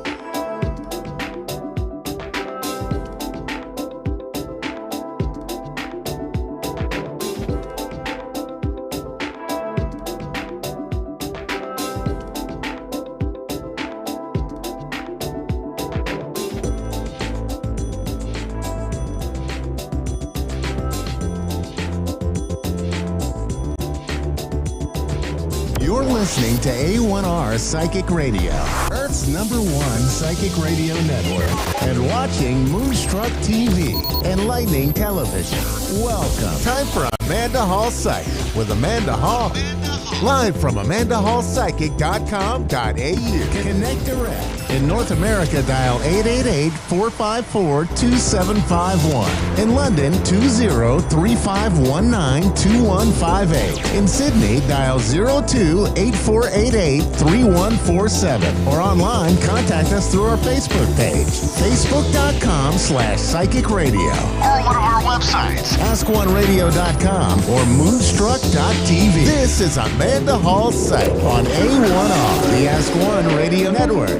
Welcome to A1R Psychic Radio here on Moonstruck TV with Amanda Hall Psychic all the way from the Gold Coast. What an amazing time of the year. Everybody's getting ready to celebrate Easter, and for many of us it's a very religious, very sacred time. And for the children, of course, it's about Easter Bunny and the chocolate eggs and the Easter egg hunt and the expressions on their faces and the joy and the delight and far too much sugar and all those things that go along with this time of the year. So whichever way you celebrate Easter, make sure that you find some sort of peace and happiness in your heart, because that's what it's about. It's about enjoying the time we have here on earth and sort of just letting our cares disappear out the window and enjoying this magical time of the year with our family and our friends, and just be thankful that you've got, you're still breathing, you've got something to look forward to. It is a very, very magical time of the year. So, okay, the Simply Tarot card of the week this week is the Three of Cups. And it's one of my favourites because it's a card of celebration and bright happiness happening. So isn't that a magical card to come out at this time of the year where we are celebrating for many, many reasons? And I'm not going to go into the religious connotations of what Easter means. For those of you that are that way inclined, you'll be fully aware of that. You don't need me to educate you. But it is a time of celebration, of renewal, of hope, of joy, of looking forward to the future. No matter whether you believe in religious things or whether you don't, it is still a time of renewal and hope. And it's a time where we should take stock and celebrate the things that are happening in our lives. And, sometimes celebrations don't have to be because of big things. They can be because of small things, that you've made a major milestone. And people used to laugh at me when I used to say this, but it's a celebration when you get to the end of the ironing basket. It's something to celebrate if you're not somebody that does your ironing as you bring it off the line. So there's many different reasons to celebrate this week. So you find something that's very unique and personal and special for you. So let's move on to the astrology section of the show, because we have quite a bit to get through today. We still have the sun in Aries. It's the Aries time of the year. So if you've got a bit of a spring in your step and you're finding that you've got lots of energy, that's probably why, no matter what star sign you are, because we've just gone into the new astrological year. And it's always exciting, I think, to feel something fresh and new and sparkly and sort of something that gets us out of bed of a morning, that motivates us to do something more with our lives. Now, particularly for Aries at the moment, I want to suggest to you that you really need to make sure that if there's anything that needs fixing in your life, particularly on an emotional level or on a physical level, or if you've been ignoring something that you really do need to go and get sorted out with your medical practitioner, now is the time.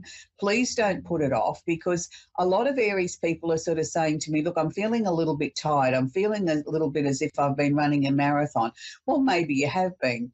And it's about time now that you started looking after yourself, taking care of yourself, removing any obstacles out of your life. And sometimes those obstacles are on an emotional level. We're all human, no matter what star sign we are, and we all tend to carry emotional baggage with us, even though we think we've sort of released it, let it go, forgotten about it, chucked it in the trash or whatever. We still carry it deep down inside of us. So this is why, particularly Aries people at the moment, you're being asked to soul search, to look deep in your soul. If there's anything there that needs fixing on an emotional or a physical level, now is the time to do so. It may seem as if it's a little bit exaggerated or a little bit, out there at the moment, because you've got the sun conjunct or holding hands Chiron, the planet, with the Arabian part, which is the wounded healer, which is where we look for areas in ourselves that need healing or fixing, whether it's physical or emotional. Also conjunct or holding hands Jupiter in Aries, where Jupiter's the planet of expansion, opportunity, new beginnings, things that we can really bring into our lives. a time when we shouldn't waste the opportunities that are there. But also Jupiter here can exaggerate things a little bit, blow them out of all proportion, make them seem bigger than what they are. So that's why I'm suggesting if there is a health issue, please don't ignore it. Don't think that it's just your imagination. Go and seek some medical advice, do something about it. And if it's of an emotional level, if you've got things flooding back into your mind from the past, things that you think that are long gone, why would I be thinking about that? Why is that coming back into the conscious part of my mind? It's there for you to have one last look at it, deal with it, look at it, see if there's anything else that you can gain from that. Is there any more wisdom that you can gain from it? If not, then just release it and let it go and say, see you later, have a great life. You know, it's time for you to be able to be ready to move on. Now, that also applies to Librans, Leos and Sagittarius, not so much to the other signs. It's sort of watering itself down as it flows through to the other signs, but those 4 signs in particular. But the number one at the queue is Aries people. So we now move on to what's happening with some of the Tauruses in our world. And when we talk about Taurus, we're also talking about Scorpio, Virgo, and Capricorn. So we've got Taurus at the moment is the North Node is actually conjunct Mercury at the moment. Now, Mercury is the planet of communication, opportunity. It's the way that we communicate with the world. Now, with Mercury sitting here in Taurus at the moment, and it's conjunct or holding hands, which is what is known as the North Node, which is one of the nodes or another part of astrology that we look to for guidance. Now, the North Node here is showing us the way forward. So particularly for anybody in those signs that I've mentioned, communication is going to be key over the next couple of weeks, and particularly over the Easter weekend. You're looking at different ways to sort of get your communication heard. If you've got something really important you've got to say, or if there's been an issue that you've needed to bring up with a family member or a friend, make sure that you're going to do it in a way that is non-confrontive. Don't walk in there and be all armed, ready for a fight. Do it in a nice, gentle sort of approach. Make sure you have your listening ears on. It's a time of negotiation. It's a time of communication that I have my say, you have your say, I have my say, you have your say, and then hopefully we try and find a resolution out of that if there's an issue or a problem. It's not the time to go in there with all guns blazing and sort of ready to go to battle. This is not that sort of conjunction that's happening at the moment. It's about understanding, listening. It's also about sort of, bringing up topics that might be very important to us. Now, this doesn't matter what your star sign is. If there's communication that needs to be talked about, particularly over Easter, make sure that you do it in a gentle, calm sort of manner. Don't be sort of argumentative. Don't be sort of dictatorial. Don't be bossy. Do it in a nice, soft, gentle sort of way, and then that way that you'll find that you get more answers, that people are much more responsive to listening to what you've got to say because you are being gentle, you are being caring.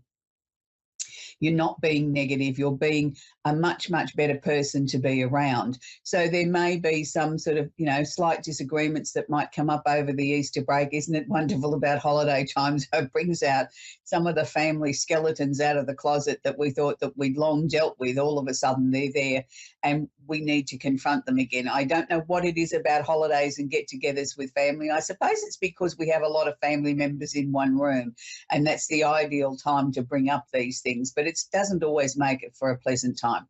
We also have Uranus, the planet of the unusual and the unexpected, is conjunct Venus in Taurus as well. So for those of you that might be seeking love or looking to sort of move into a new relationship or wondering when some really nice positive things are going to happen in your life, now is the time when we can attract new love. We have to be aware, though, that this person that we attract under this cycle may be somebody completely different.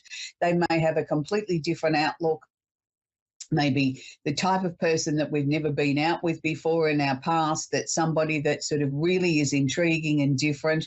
We also need to make sure that there is enough points of things there that really would glue a relationship together. It's all well and fine to being attracted to somebody daring and different and completely different from anybody you've ever attracted before, but there needs to be some common ground there. There needs to be something there to build a relationship on. Let's not just get sort of carried away with the point of, wow, this person's so different, of course I must fall in love with them because they are so different. There always needs to be something there that holds a relationship together, and not just the first initial attraction of somebody looks wonderful, or they really, I like being in their energy. There has to be a lot more than that makes a long-term commitment. Friendship is very, very important, understanding each other and also being there for each other and not sitting in judgment, but supporting the other person through their dreams and things that they wish to make a reality. We have Saturn, the planet of discipline, has just entered into Pisces, hasn't been there very long now. So Saturn here is asking sort of all the Pisceans to sort of really get their act together a little bit. It's about restructuring their lives. And restructure doesn't necessarily have to be difficult. It can be something that we do gently as we go along. It can be something that we sort of say to ourselves, yes, I'm very comfortable with this. I'm happy to make some changes in my life. I'm happy to grow up a little bit more. Maybe I'm happy to not sort of just leave things to chance anymore. Maybe it's time for me to start putting a little bit of extra effort in, some action in to make things a reality. So this is a good time to have sort of Saturn going through the sign of Pisces, because it means it's going to bring structure to their lives. And many Pisceans are very, very creative little souls.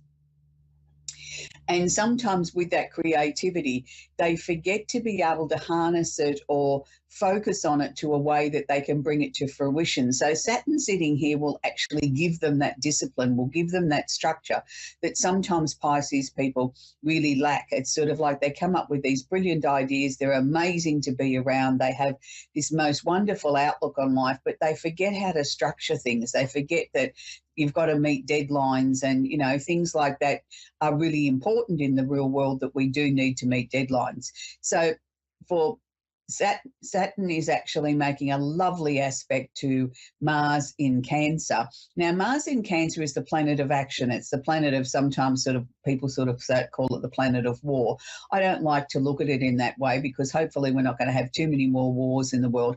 But I like to look at Mars as being the planet of action. It's what gets us out of bed of a morning. It's what drives us. It's our ambition. It's our drive. It's our stickability, whatever label you want to put on it. So with Mars sitting in Cancer here at the moment, it's bringing that sort of really soft, watery, homely sort of feel, the nurturing sort of feel to everything. So it's interesting if you're trying to get a new project off the ground, regardless of your star sign, allow your creativity to run wild a little bit. Allow it to run wild and find its own level, and then bring in the action, the drive from Mars that can sort of bring things home. It's sort of like there's opportunities abounding. I know lots of people at the moment are looking at whether or not they're going to stay in current positions, current jobs that they're in. Is it time for a change? Is it time for a move?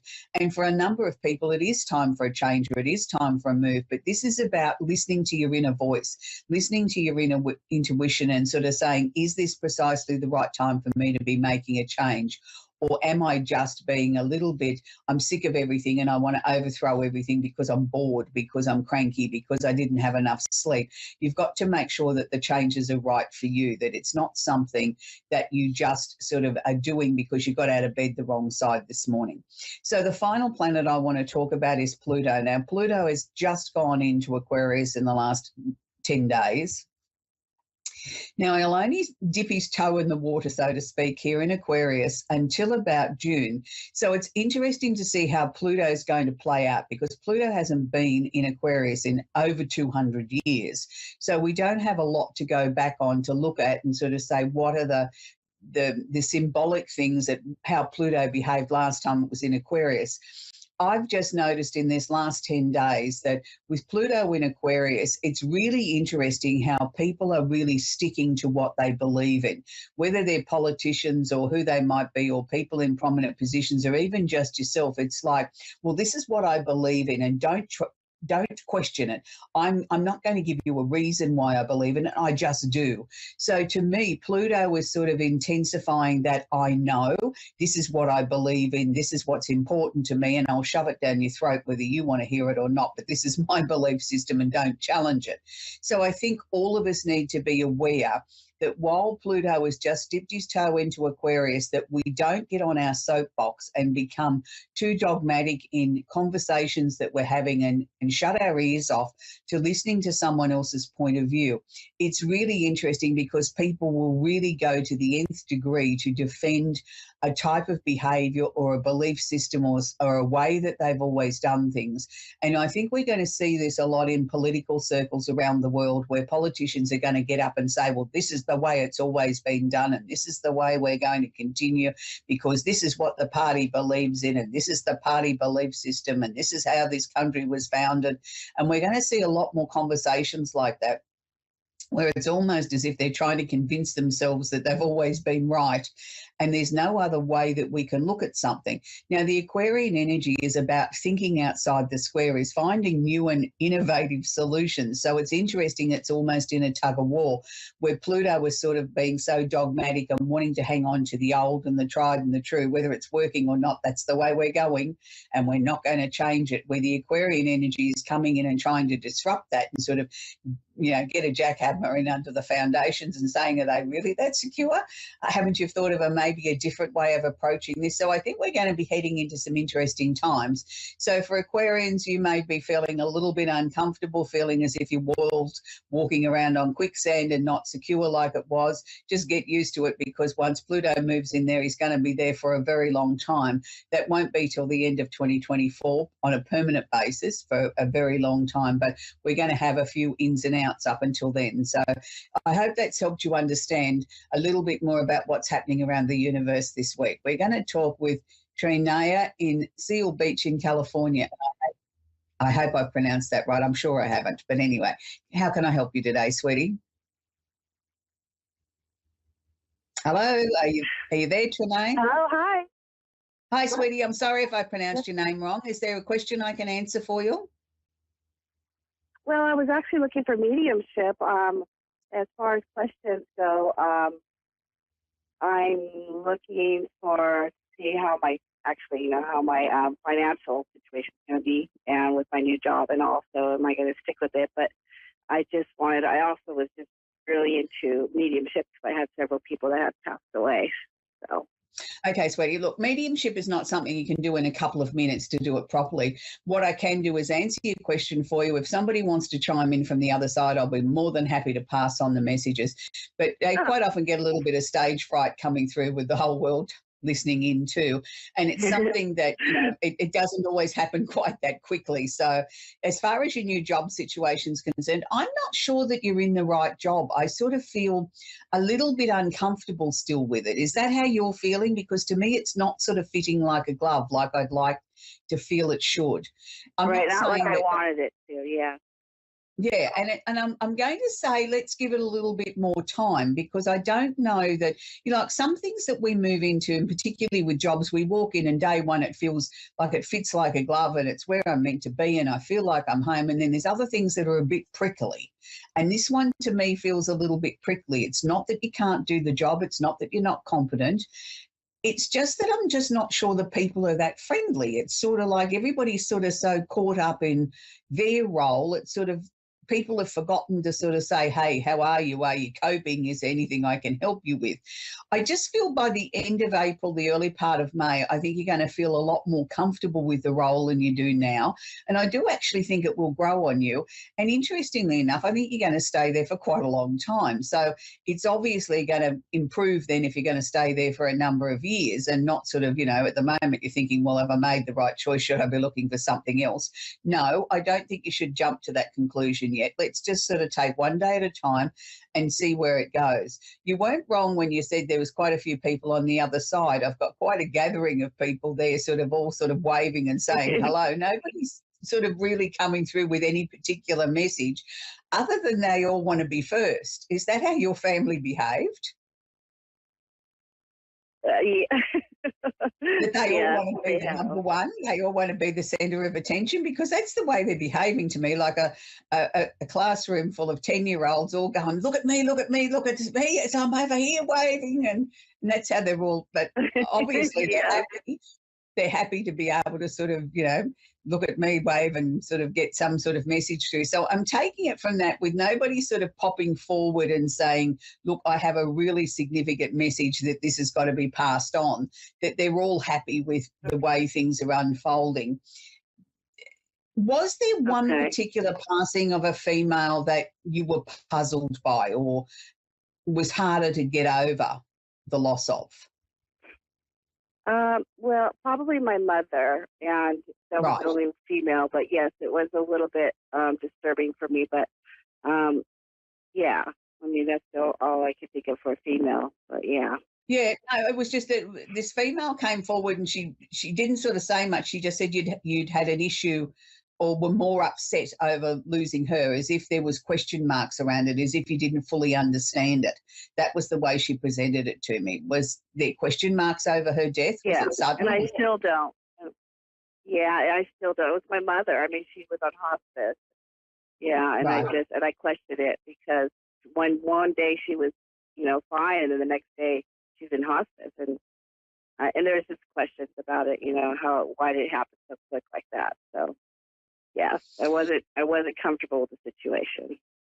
No, and that's why I think she brought it up. But she's sort of saying to me there was nothing abnormal about it, like it was just the way it was. Things just escalated very quickly.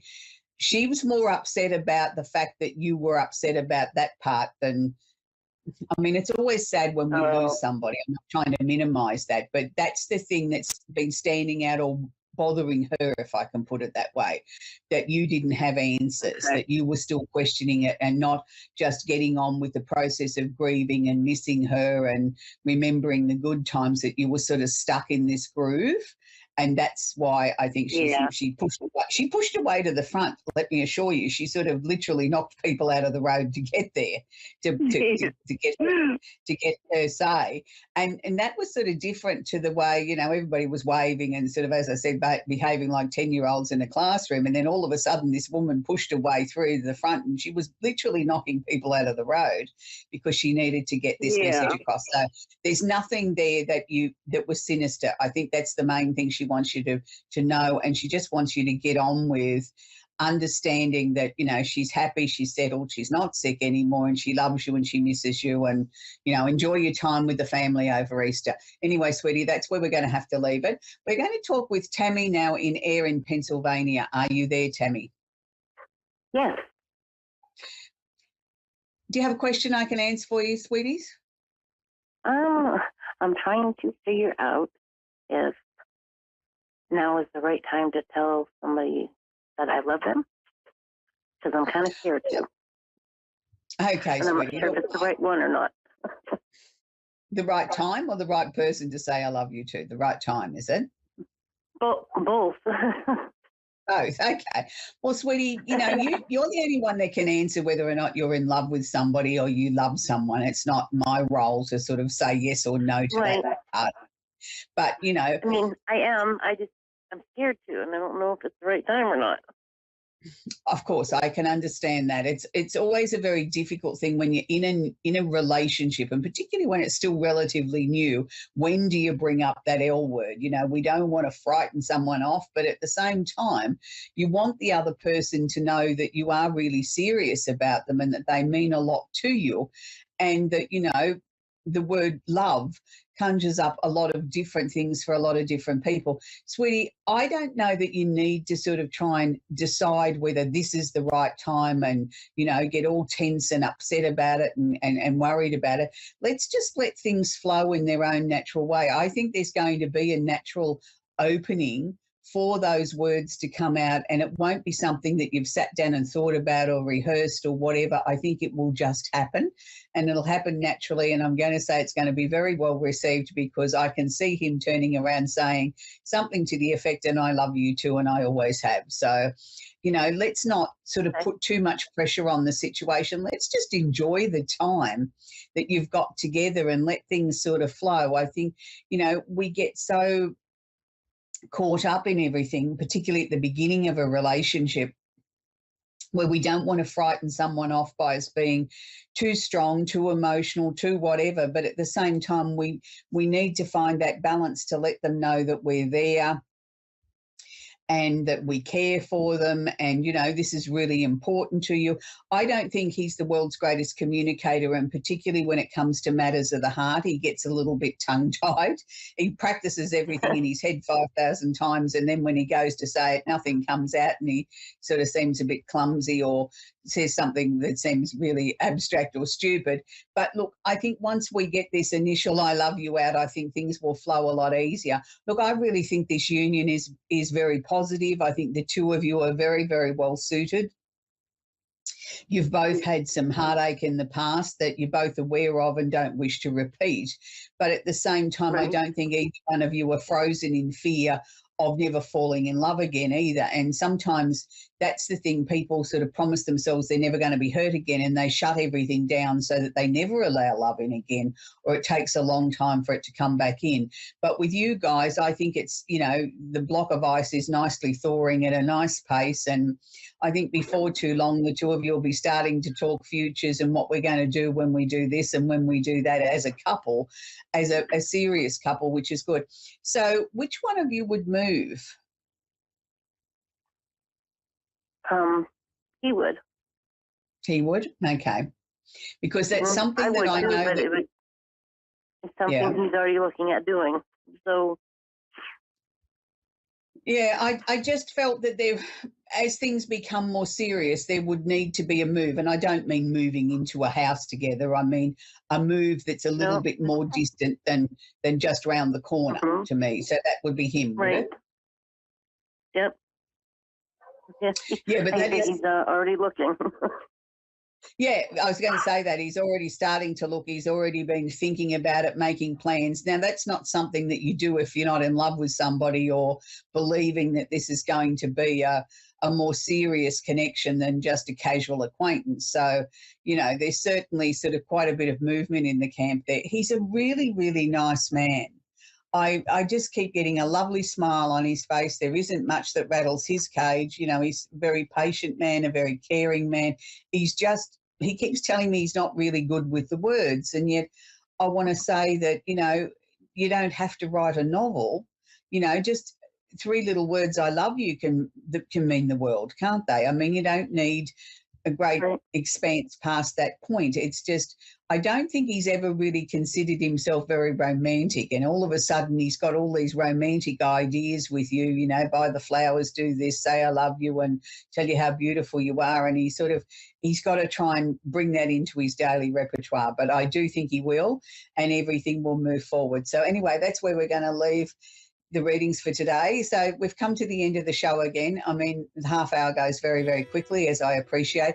And it's interesting because it's a time of the year where most of us miss the people that have left us, that we have them back in our thoughts. And, you know, for many people, it'll be the first Easter without their loved ones.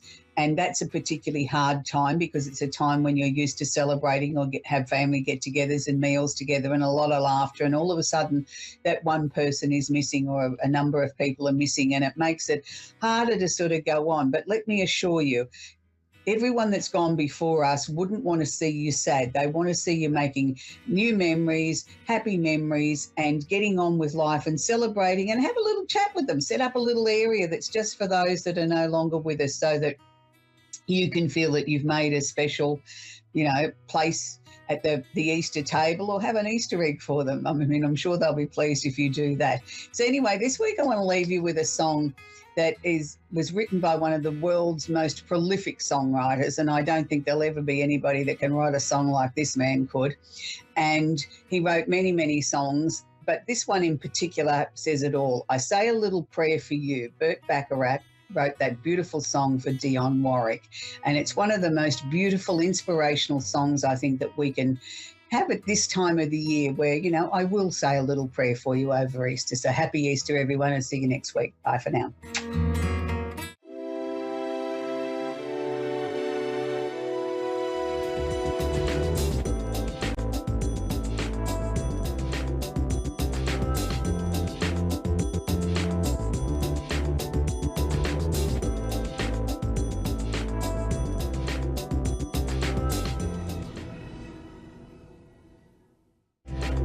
everybody. Welcome to Soul to Soul. I am your host, Medium Kelly Kristen, and as always, it's a pleasure to be here with you tonight.